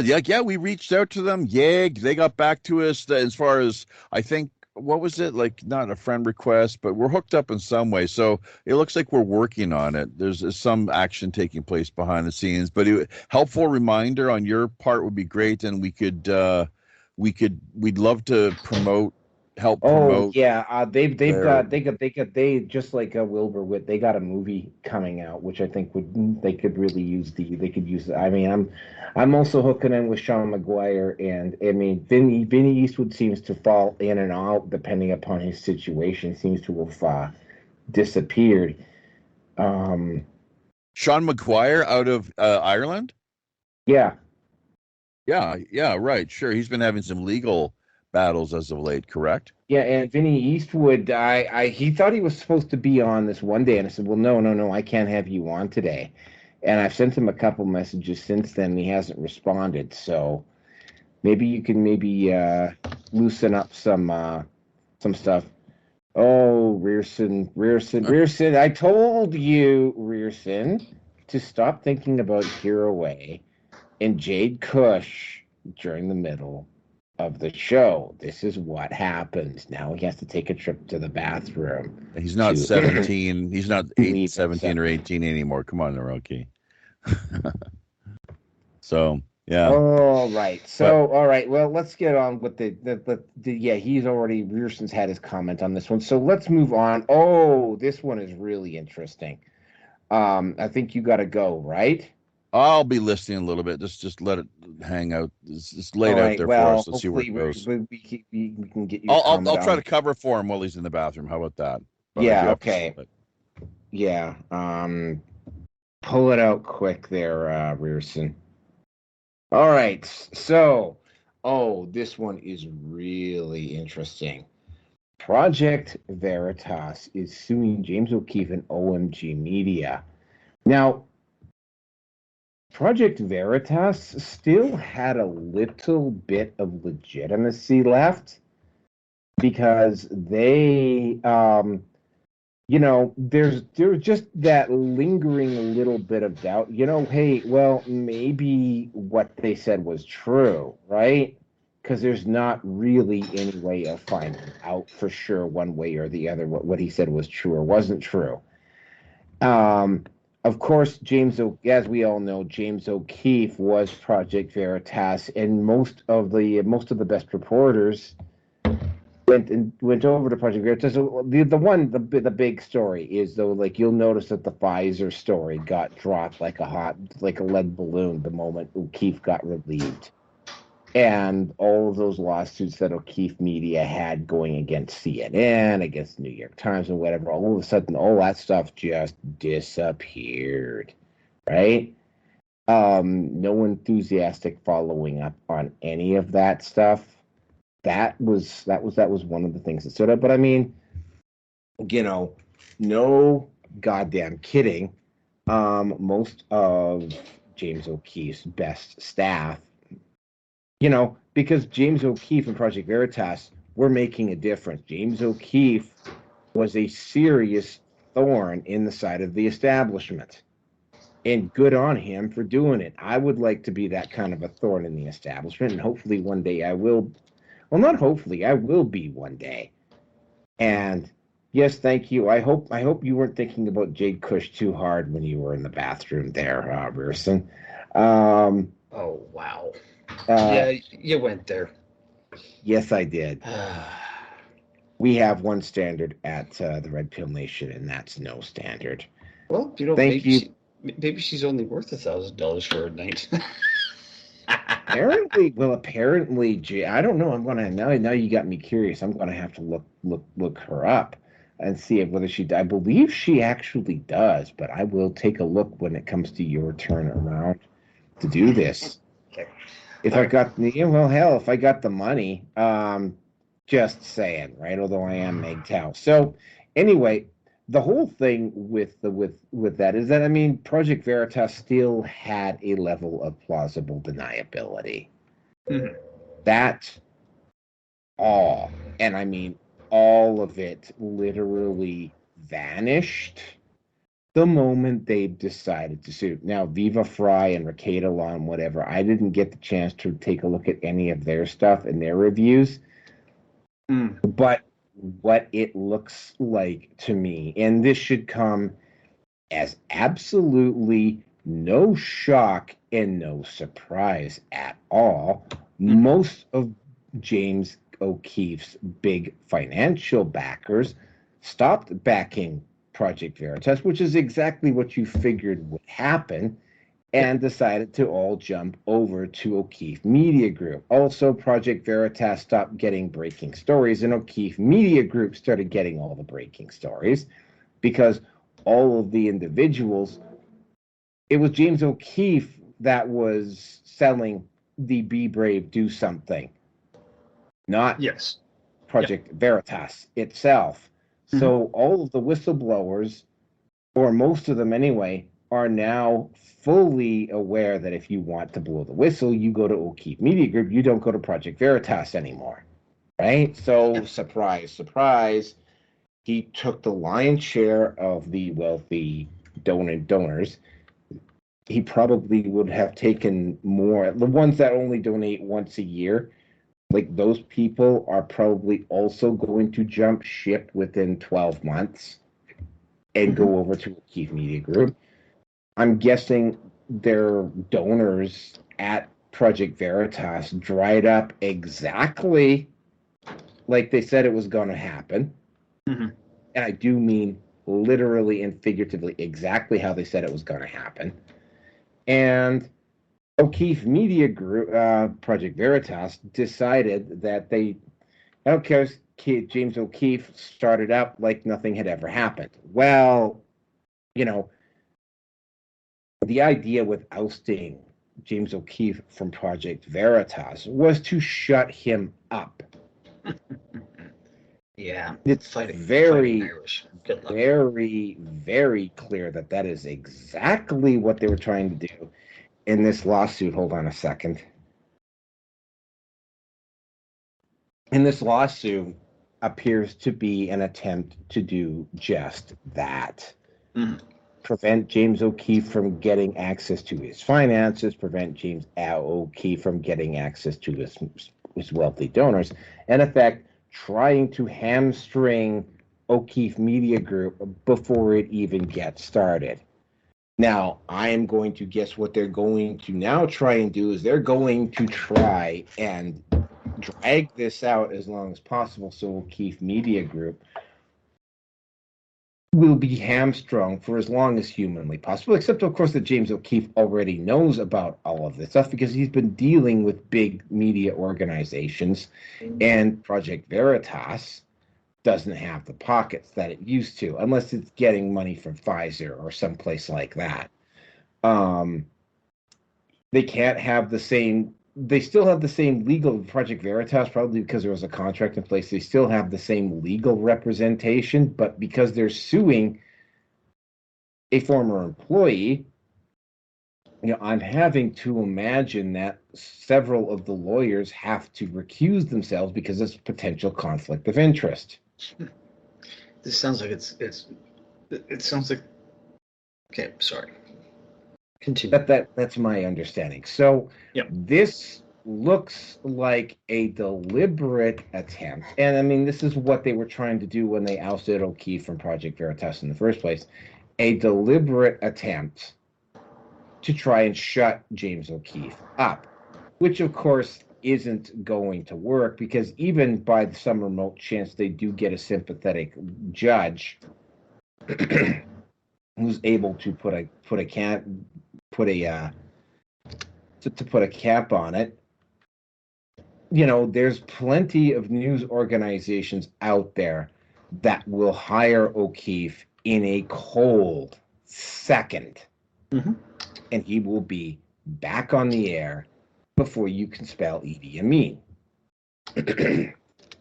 So, But I mean, again, right? Project Veritas did this at the cost of their legitimacy, right? They could still, before they did this lawsuit, they could still make a legit claim that, well, maybe James O'Keefe actually did this stuff after they went ahead and did this, which is, and it is a deliberate attempt to shut James O'Keefe up, right? Like, it's very, very obvious that that's what they were trying to do, and it also looks like an ouster. I haven't followed. I haven't followed any of the stuff that Project Veritas has put out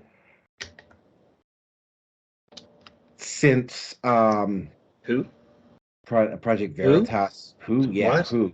I haven't seen any of the stories that Project Veritas has put out. O'Keefe's old organization put out since he left. Yeah. Dollars to donuts. If I look, which I may just look now that we're talking. Hopefully, Rusin will go on for a bit because there's a couple of things I got to check out here. Gotta be curious to see where this goes. This just absolutely reeks of desperation on the part of whoever orchestrated this. They were figuring that O'Keefe was going to be down for the count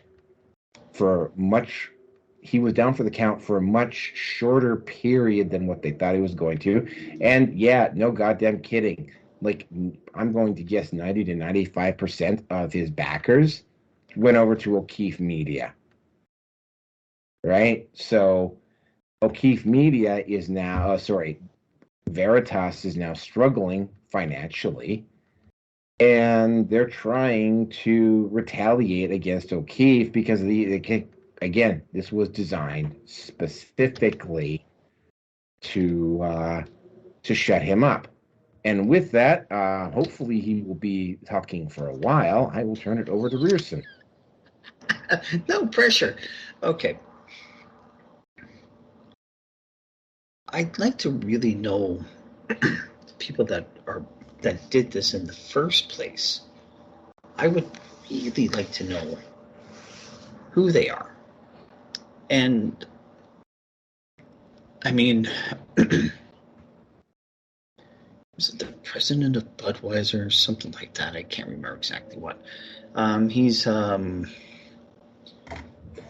was a CIA, not asset, but he was actually he was in the CIA, but maybe not director level, but I think he was working for them for about 5 years. So it's one of those, really? And like, there really is a lot of questions, in my honest opinion, as to I would love to see the emails, who the string pullers, the 1 or 2 degrees of separation, guilt by literal association, I guess would be one way to say it, or fraternities, or alumni for that matter.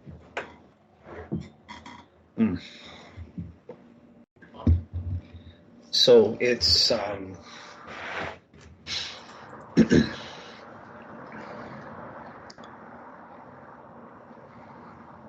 there's a lot more questions have been raised than will be answered, at least for the next little while anyway.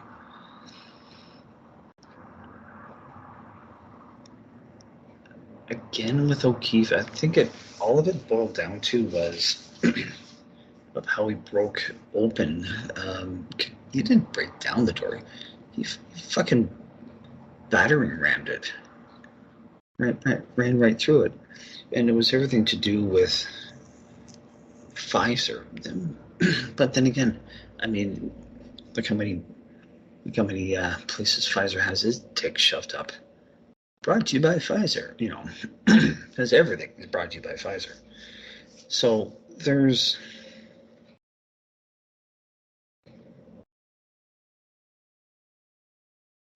this one. This story, in my opinion, won't die anytime soon. The fact that they're desperately going after O'Keefe at this point just because he is a firebrand. I mean, they picked the wrong guy to go after. Let's be honest here, folks. He's, by his own admission, he's a dick to work for. He's not necessarily overbearing, but I can see him being kind of like Steve Jobs in the sense that, and he was a little bit fucked up in the head. And he is tyrannical in a sense, but he's a workaholic. And if that's what drives him, great, more power to him. And that's probably also what it is as well too, is the man's drive to get to the bottom of the story, like to dig as deep as possible and to go after the corruption. So really, what money or network got ensnared with Project Veritas? Now, I think I predicted that he might be good for him to take like a year off.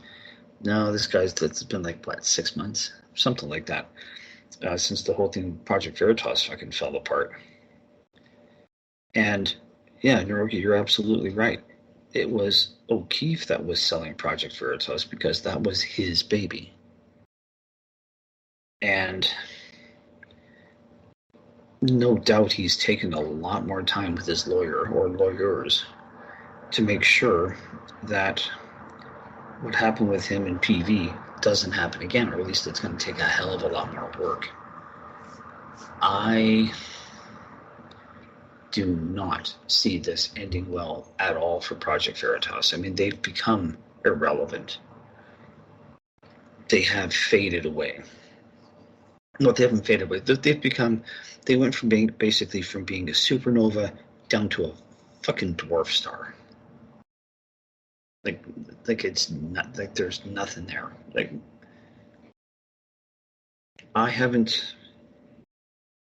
I've completely forgotten all about Project Veritas.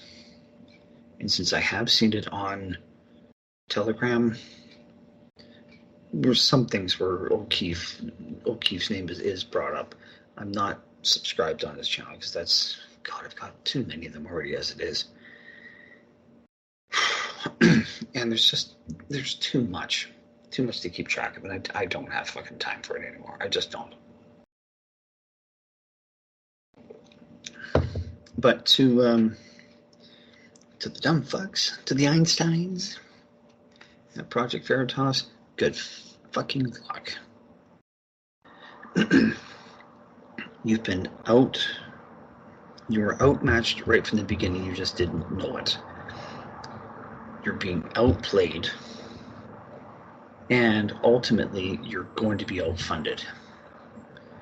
The only thing that will save Project Veritas would be some sort of a financial donation from the likes of George Soros, and then at that point we would see exactly what the case will be. I've got a feeling Soros will be dead. He'll pass away within the next 6 months to a year. I have the personal opinion that he's already dead. It's just that there's been no need up to this point to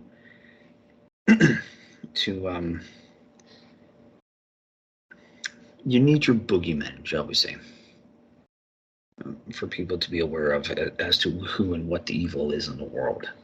Now, I could be wrong, but I believe that I'm right. But for the dying corpse called Project Veritas, fuck. They're not. I'm sure they're trying to pull together some sort of trumped up charge, or maybe a non-compete agreement, or whatever the case may be. I don't know what's in his contract. I'm just spitballing here, folks. But this is not going to end well for them. You know it. I know it. Anybody listen to this? When I said to you, I meant you, Naruki, and you're absolutely right.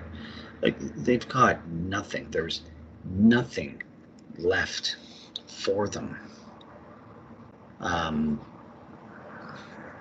They're dead. They're dead in the water. They know it, so they're just hoping to. It's that last attempt of to hit your opponent to draw some blood before you die. You know, that sort of thing. It's nice. It's kind of romantic in a sense. In a tragic kind of way, really.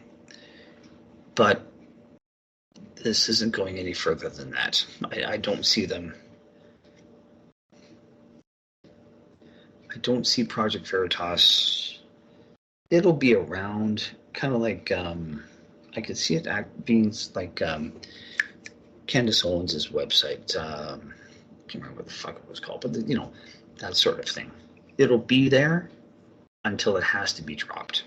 So I hope that I rambled on long enough for you, my friend. Assuming you're not watching anything Jade Kush related. Well, okay, two things here. I did actually. Well, first of all, God damn it! What is it? I'm going to have to get the batteries on my mouse are starting to go, and it's not being very cooperative tonight. Not fun.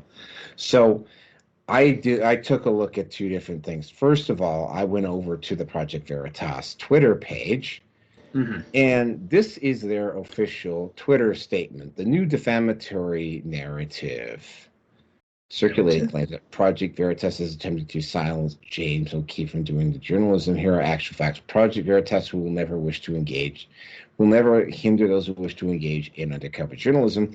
James must cease all defamation targeting our organization. No, you're doing a pretty good job of that yourself. All equipment belonging to Project Veritas must be returned. Good luck on that one. Yeah. Yeah, of course, this has absolutely got nothing to do with the fact. This got absolutely nothing to do with the fact that none of this stuff has actually got anything to do with the fact that, and here we go again with the mouse not cooperating. I'm going to have to step out here at the end of the show. I'm going to have to come down to Shoppers Drug Mart or Wounds and Drugs or something like that and buy a get a wired mouse if you can, man. There's this. That's why I fucking hate wireless devices. Fucking batteries. I hate them. So yeah. As for the Jade Kush thing, she does do dancing. Oh God, yeah, no, fuck yeah. It's the batteries on the mat. The batteries on the mouse are definitely starting to go. Okay. Well, you just need to get through for tonight. That's yeah. I just have to get through for tonight. I have to get through just a couple more topics here. The she does do strip clubs and whatever.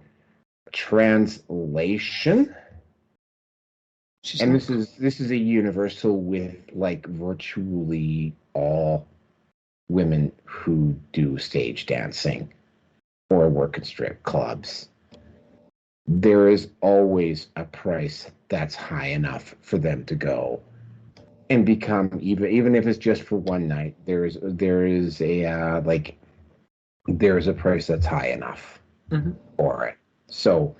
Does she do it? Like, she's not listed on any agencies. So that one is no. However, she does do a lot of stripping, which means that if you have a high enough price, she will do it, but she doesn't. That's not how she makes her. That's not how she makes her bread and butter, obviously. Yeah. So let's get on with the next topic here.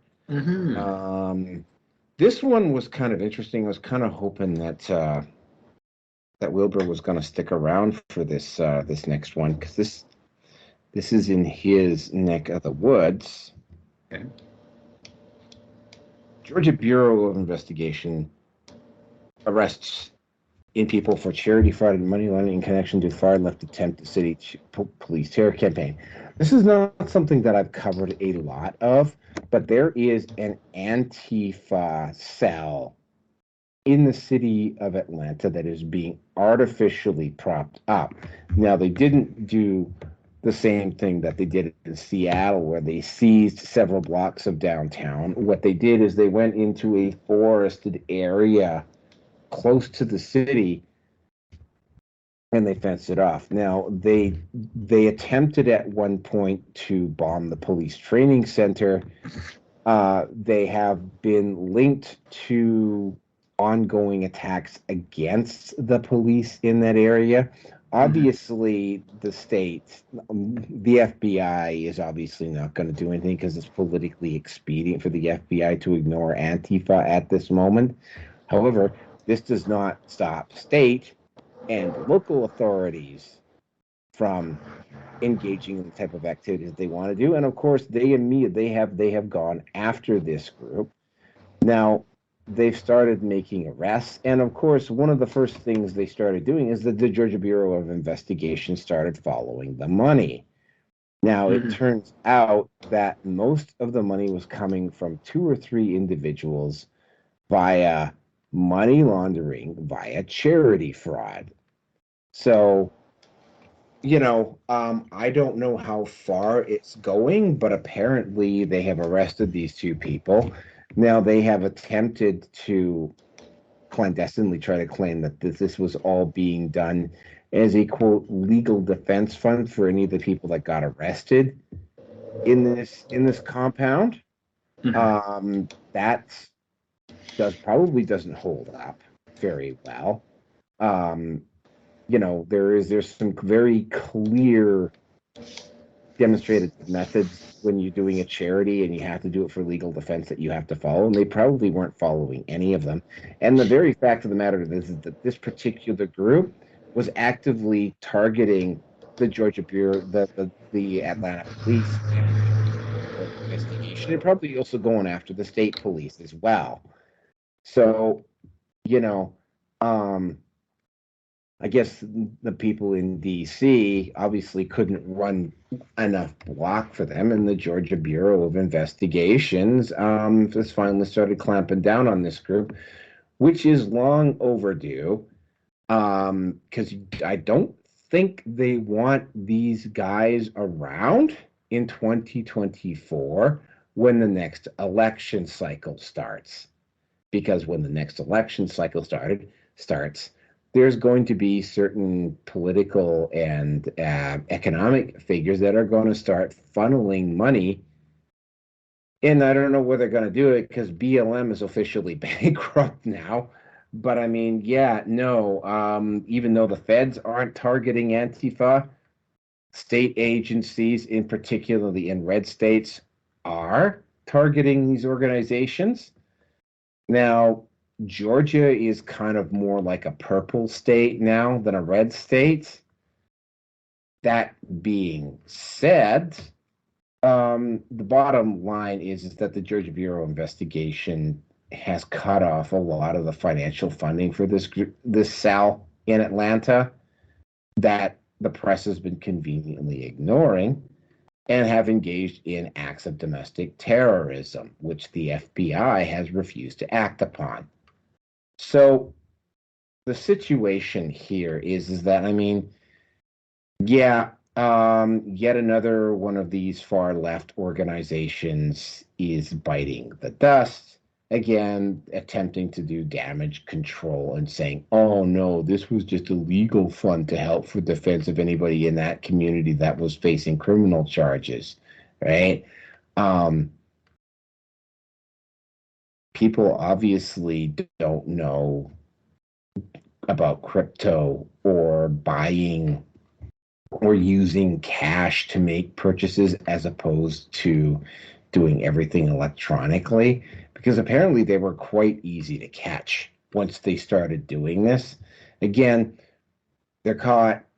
There's nothing that the Biden administration or the FBI is going to be able to do. They might be able to drag it out, but I'm going to be somewhat relieved that there is not. I mean, they still got to deal with the really big one in Portland. That one's going to be a lot harder to dislodge because that is a full-on blue state, and Portland is a blue city in a blue state. So that one is going to be extremely difficult to dislodge, as is the one in Seattle.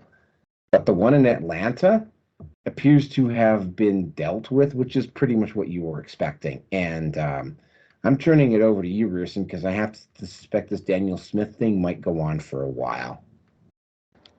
I don't really think it will, but we'll see. Excuse me. I wonder if this might somehow be connected to what I said about Jamie Foxx with his injury, because, like I said, there was embezzlement. I mean, Act Blue, those donations, not so covertly, were being funneled over to BLM, basically. You want to talk about a money laundering scheme? There's one right there. Charity fraud, pretty much. Although, fucking who knows? Who fucking knows? Georgia, in my opinion, it hasn't exactly been the gleaming bastion of integrity. I mean, it's Kemp. I think Brian Kemp is the Georgia governor. That one sticks out. I think that's his name.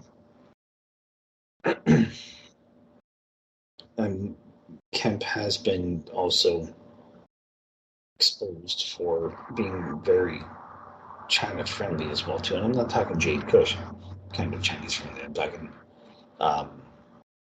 Chinese CCP government corruption kind of friendly. But who knows? Maybe they've got some dirt on him so that they can easily mold him or manipulate him to what they want him to do. So,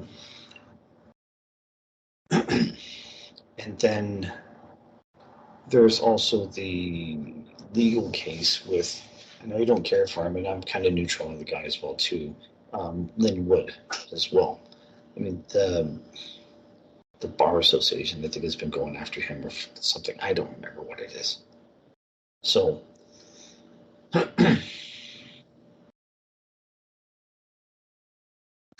oh, let's also not forget everyone's favorite black land whale with the teeth, the space between her teeth big enough to drive a fucking tank through it. Stacey Abrams, she was running for governor.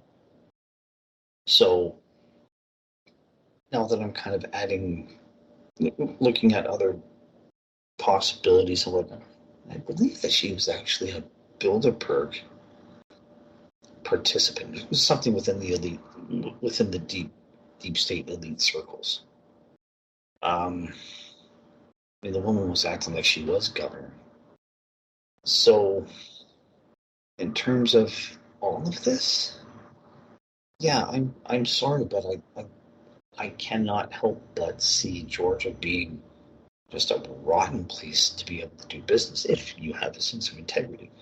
Which, let's face it, the people that are involved in all of this certainly do not.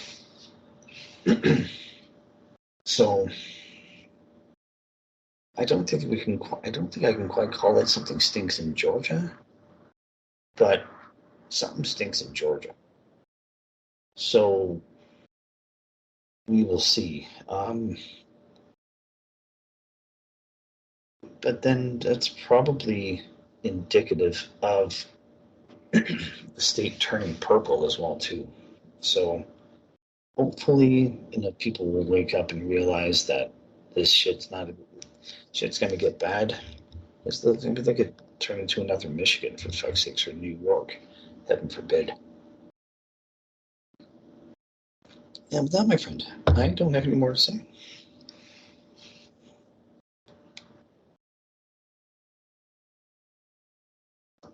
Back to you. Yeah. Yeah, hold on. No, the mouse just died on me again. So I'm gonna have to go out and get some more batteries here, and unfortunately, that's gonna mean a drive out to the suburbs. So, yeah, the whole thing with this is, yeah, not overly surprised in any form or fashion. And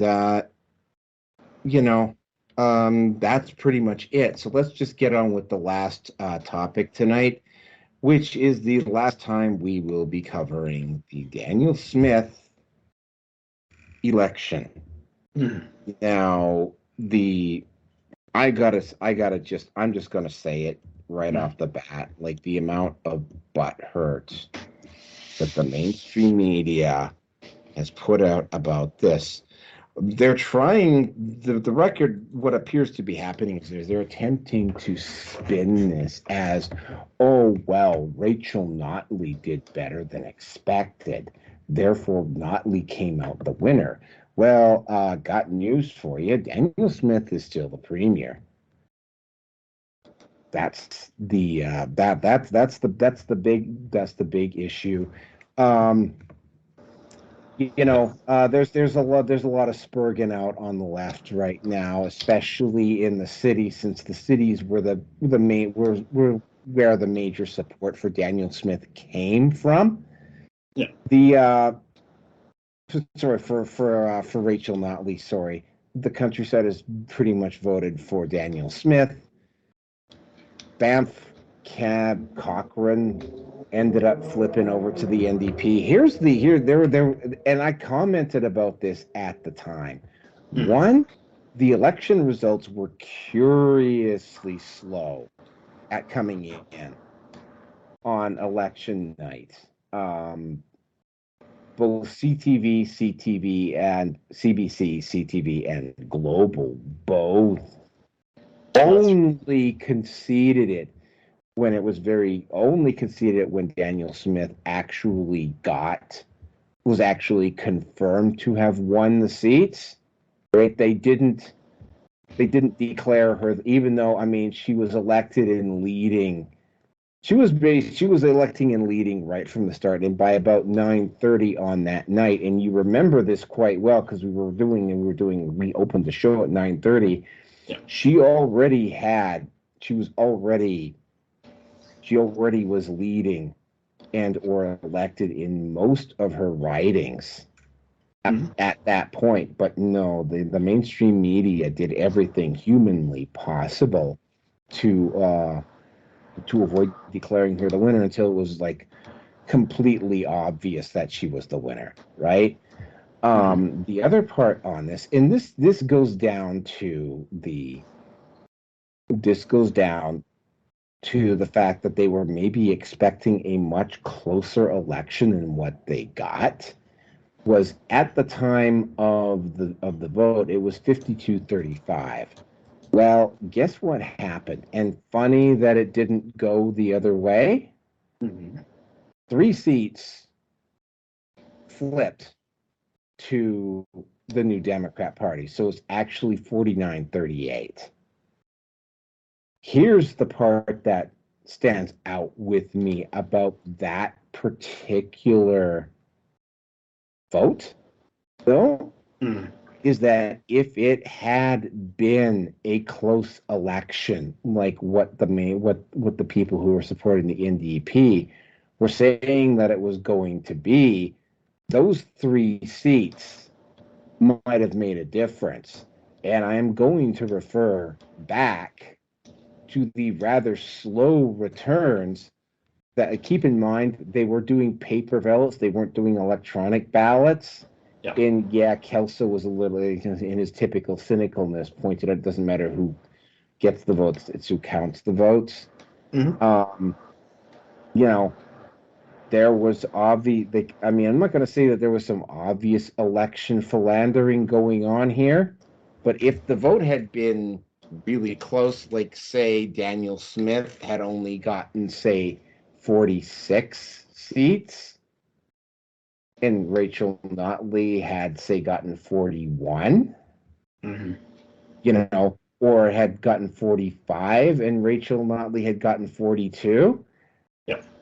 If it had been a close election, That much closer. Yeah, that would have made all the difference. Yeah. Yeah, Right. and it was pointed out by Counter Signal and True North that there were some writings that were so razor thin that it was as little as 2,600 votes in some rural writings Really? in total that conservatives won their seats by. Like there were some writings that were that close. Now, and I'm going to just say this, the alt media, I mean, on the surface, it looked like they didn't make the difference, but when you actually peel away the layers, Mm-hmm. the margins were a lot closer than you might think. Mm-hmm. And, Danielle Smith at some point in the next couple of years is going to also, among other things she's going to have to do, she's going to have to make arrangements with she's going to have to start making arrangements with certain broadcasters and with certain media content producers within Alberta to try to guarantee protections for them come the federal election, because they're going to pull Trudeau, and the Liberals know that they're done, right? The Liberals absolutely know that they're done, right? They're toast, right? Yeah. And it's very clear, especially after what happened with that investigation where Justin hired a family friend to investigate him for conflict for Chinese election interference. That Jagmeet Singh was effectively pulled out and onto the floor and put on the spot and wanted to know why it was that why he wasn't putting Trudeau's feet to the fire over this. And it's like, oh, well, we are putting Trudeau's feet to the fire. Well, yeah, like this is an obvious non-con vote. And Jagmeet Singh is not calling for a no confidence vote on this particular issue. So Jagmeet Singh, despite what has been done, and again, to a certain extent, I kind of understand where Jagmeet Singh is coming from. Mm-hmm. I mean, the NDP holds the balance of power in Ottawa right now, and it's a very hallowed position. It's not one that the NDP gets to enjoy very much. So, he's kind of maybe trying to hold on to that position for a while. The only issue is that, I mean, any of the stuff that they try to force the Liberals to try to pass, the Liberals are going to take credit for, not the NDP, right? So, and here's the thing, unlike the Conservative Party of Alberta, which is a separate entity from the UCP is a separate party from the CPC, which is the Conservative Party of Canada. The NDP, Rachel Notley, has to consult quite frequently with Jagmeet Singh, because there's almost like a more I won't say there's a unified party, but there's more federal control over the situation. And I'm going to say this till the day I die about Danielle Smith. Had Rachel Notley been the premier during COVID, we would have had the same draconian restrictions here in Alberta that we had in Quebec. She would not have hesitated to pull the trigger on that stuff. No, she wouldn't. Unfortunately, thankfully. And we can be thankful about this. And the other part about this is that despite all the tricks that the establishment, and I have to think that's some globalist money. I'm not gonna mention specific people, but certain globalist organizations were contributing to the federal to the provincial election and doing everything they possibly could to get the NDP back in. Because again, right, if you'd followed Twitter, if you listened to the mainstream media, you would have thought that this was a tight race, and it wasn't. It was never going to be a tight race, right? Yeah. It may have been tight at the start, but again, right, what stuff started coming one again, right? Like people in Alberta are fundamentally pissed off at Ottawa, and it was clearly shown that Notley would not have governed independently of the New Democrat Party in Ottawa or of Justin Trudeau. You know, I was willing to cut Notley some slack back in 2018 and 2019 over some of the stuff that happened around the pipelines and so on and so forth, because it's sort of like, well, I mean, there's only so much influence that you can have, but going back through the going back through everything, I'm thinking that what Notley did and some of the stuff that Notley didn't do might have been done on purpose. And that's really all I got to say about this. Congratulations, Danielle Smith, for winning. I'm quite happy that we won because much like Florida, now there is a. I'm going to keep saying this, I'm still not sold on Poilievre yet, right? Just like there's a lot of people not sold on DeSantis either in Florida. But I mean, there is now a clear political figure at the provincial, and not necessarily at the federal level, but at the provincial level, that's willing to hold the line against Trudeau and the demagogues in Ottawa, who, by the way, are getting more virulent in their rhetoric. Again, right, all I got to do is go back to just a couple of weeks ago when the energy minister, quote unquote, threatened to arrest political figures in the prairie provinces if they didn't toe the line on national energy policy. Good luck on that one. Yeah. Is it any wonder that Alberta wants its own provincial police force, right? When you have the energy minister and the energy minister threatening to arrest provincial premiers, and you have the resources minister threatening to nationalize provincial resources, which generally fall under the purview of the provincial governments, yeah, you bet your sorry ass you're going to establish an independent police force. So if the RCMP come knocking on the door, well, again, right, Trudeau has obviously used the RCMP to try and intimidate reporters, right? Including reporters in Calgary a couple times. There's a couple of reporters that were intimidated by the RCMP. In Alberta, of course, we won't talk about the fact that, keep in mind, I'll be straight up with you. My first encounters with Ezra Levant back in the 90s when he was an op-ed reporter for the Calgary Sun. I remember reading some of his stuff, and it was like, I remember reading to it, it's like, if this guy ever worked for a living? And apparently he is something of a spoiled rich kid. Now, apparently he's kind of he appears to have grown out of it a little bit over the years. But, not really sold on Ezra Levant.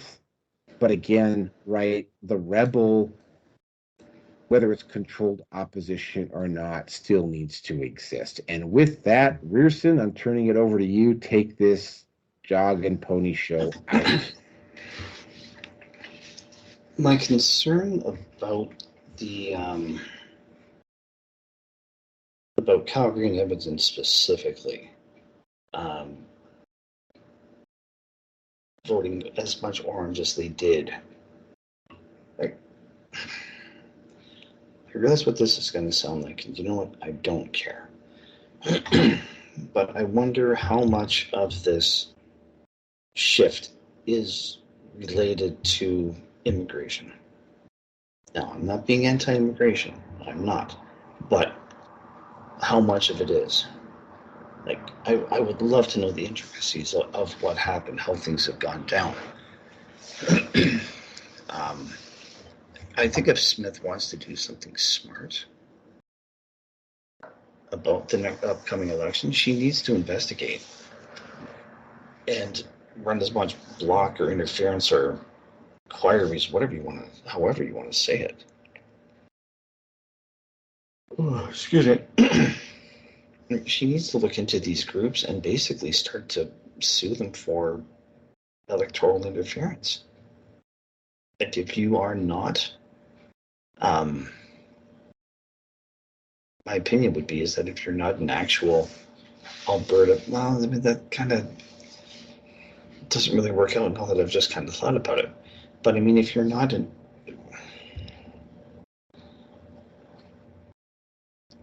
I would love to see these political groups be completely and thoroughly disbanded. But some way, somehow, they'll rise up from the ashes and then come back at the whole process anew with even more dirtier tricks. And you nibble on chips.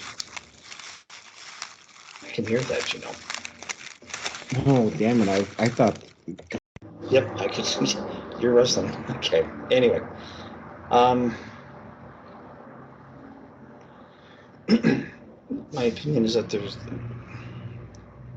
I think they need to look into what's happened, who was making the contributions, where within the deep state is all of this coming from. And I'm sure that Dwayne Pratt was sitting on his fat ass, sucking his thumb so hard that it probably rivaled his smaller, anyway, digit. I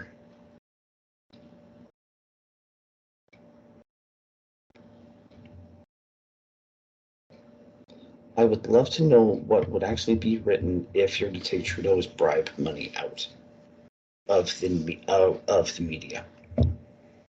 I mean, really, let's ask ourselves this question. And again, I know that these kinds of questions are too deep for my father because he's I won't call him a simple man, but he's happily programmed. And I don't feel, again, that he has the critical thinking, the real critical thinking skills to look past the whole problem. Now, I've admitted my bias, but there are times that I've had to basically go against it. Like, well, as much as I hate to say this, what about this, or what about this, or yeah, I have to agree with this idea. And I don't remember specifically what they were in the past, but I know that I have had to step back and look at it from both sides and agree with something that I fundamentally would have opposed. I'm hoping that the next, we've got 3 years? Or no, we've got 4 years, I think, with Danielle Smith being premier, if I'm not mistaken. Am I correct?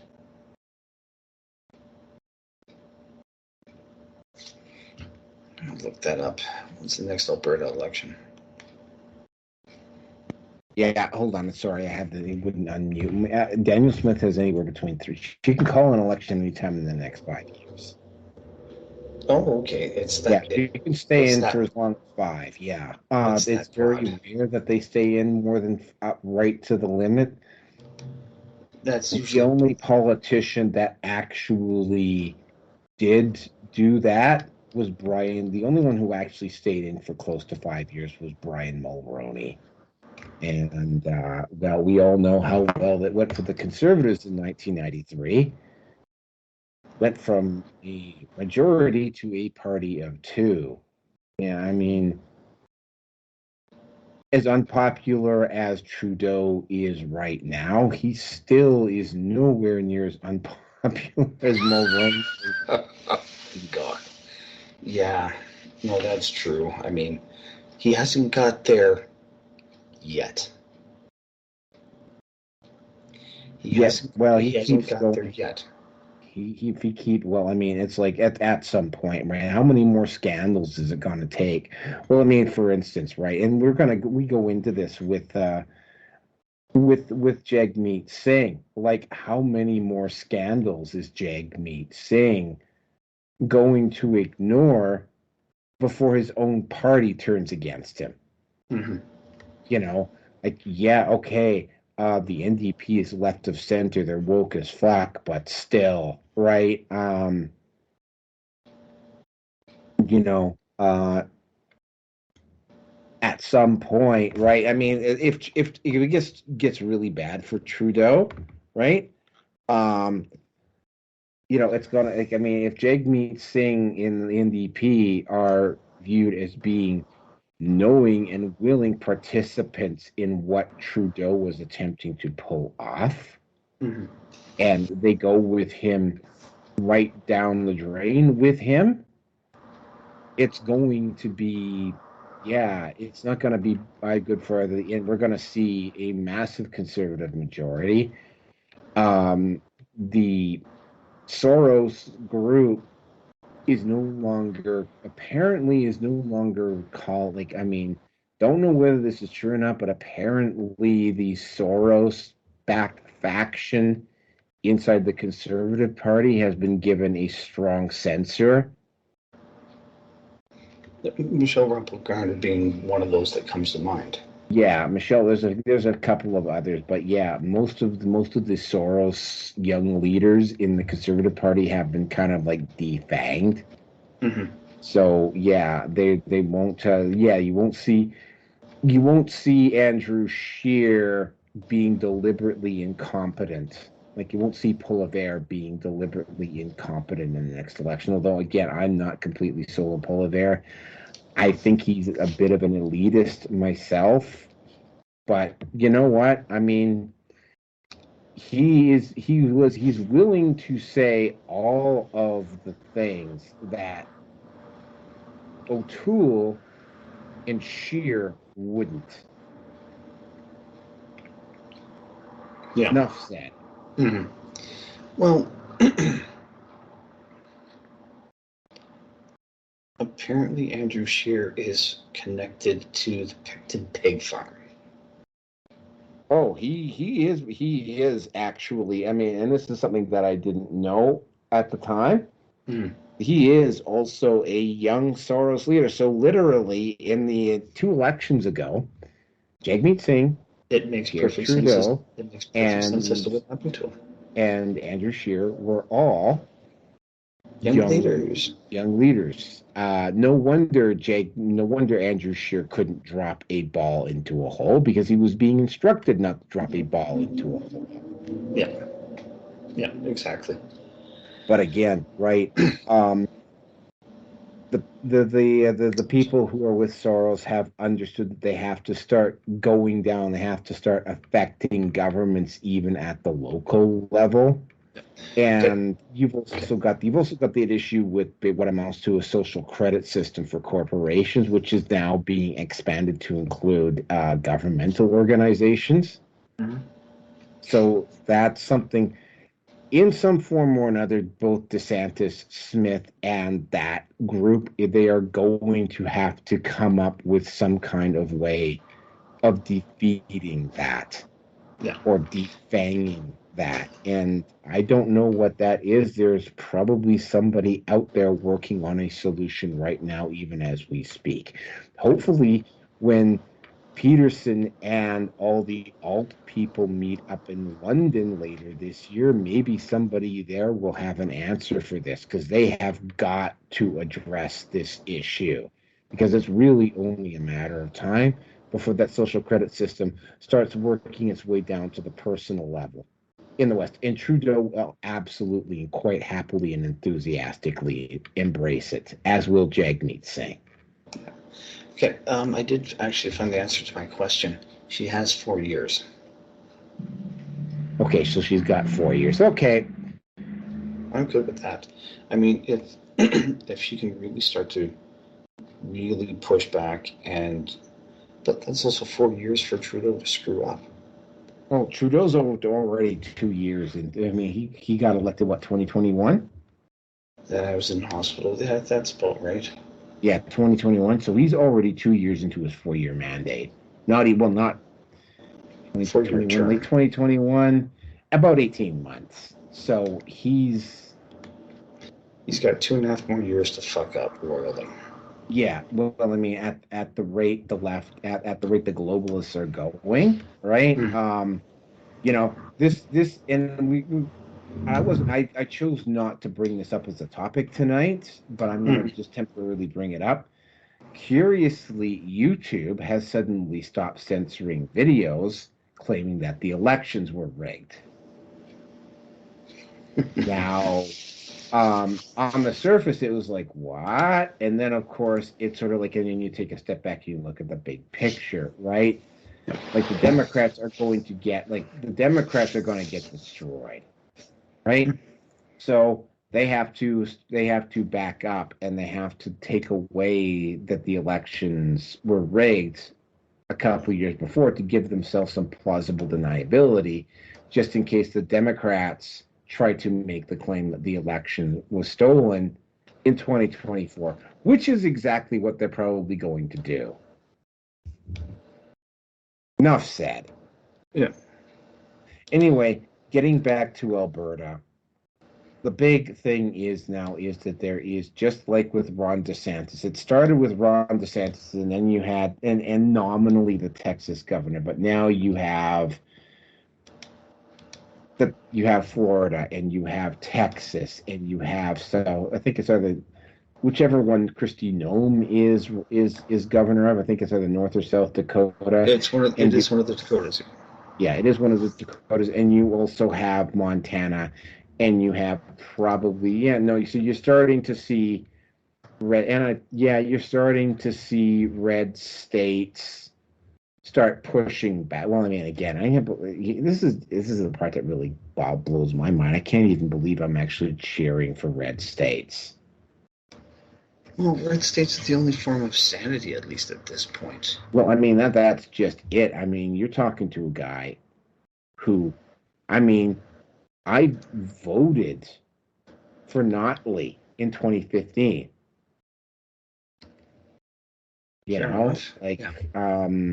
Just like you voted for the Liberal candidate 3 elections ago, right? God.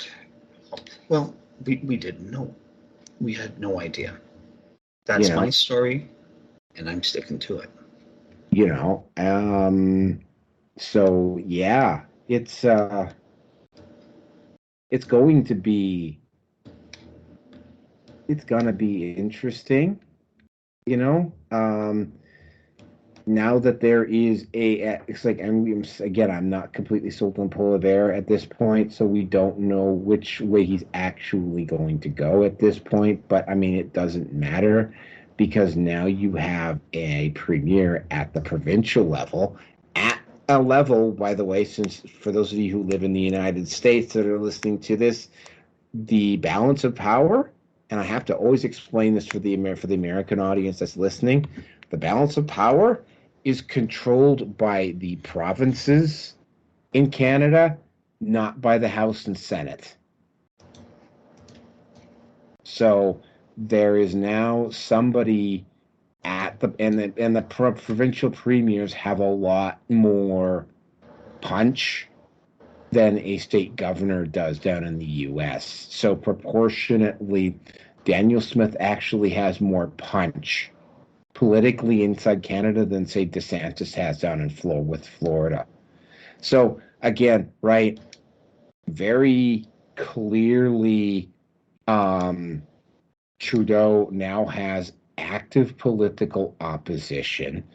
The mainstream media, and this is the other thing, the mainstream media is, at the rate the mainstream media is losing its influence, I don't even know whether they're going to, and I said this earlier tonight,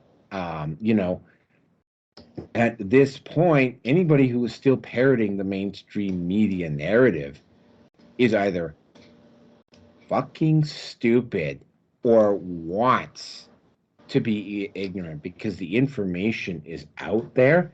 And that's what I tell anybody who does parrot this stuff, right? And I guess, unfortunately, that would have to include your dad, right? Like That's your dad just like that other mutual friend of ours, they want to be willfully ignorant. Mhm. That's the only explanation that I can think of, right? Well, in terms of my father, my mom she questions his grip on reality, shall we say. Not that he's insane, but he does things that are a little bit odd. And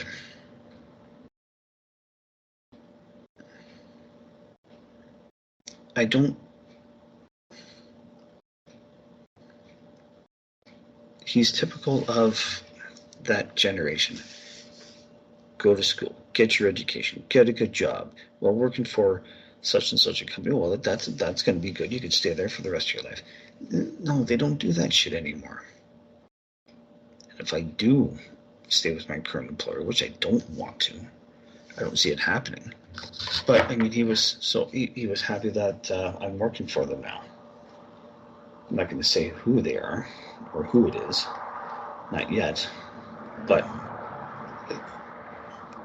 like he has the old school mentality, and there are some values to it. I'm not saying that there aren't, but by and large with him, he's simple, kind of, not stupid, but quite happy being, in my opinion, and indirectly yours as well.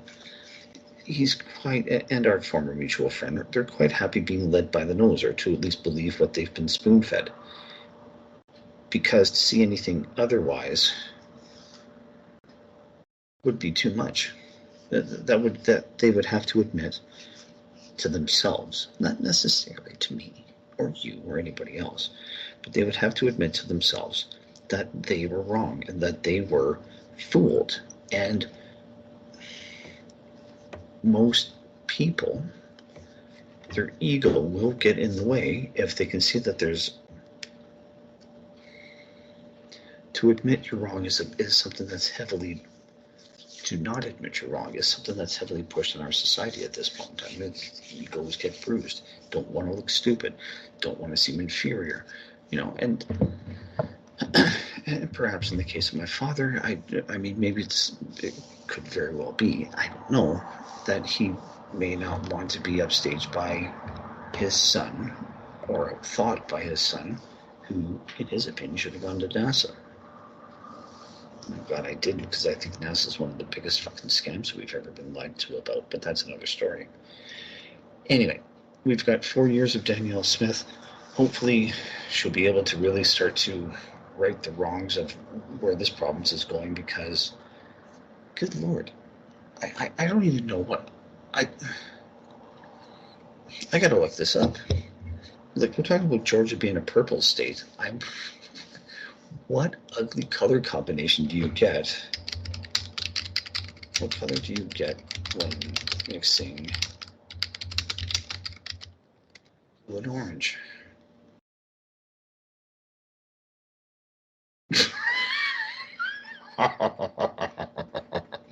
Post it up. I want to take a look.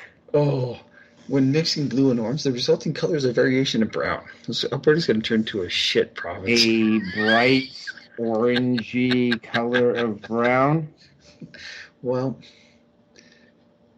yeah, that's basically it. But will always be some color of brown. So it's going to be varying shades of shit. Oh my God. Okay, so that is it for tonight. We'll finish on the shit comment. No standards, folks. No standards. Well, yeah, YouTube can fucking bite me. I'm not I post stuff up at YouTube, but I don't. I don't make it public anymore. I respect Undead Chronic for and Hammerhand for continuously restarting their YouTube channels. I don't have the luxury of having 15 to 60,000 followers that will follow me on Patreon and sign back up the moment that the channel gets back up and running again. I don't have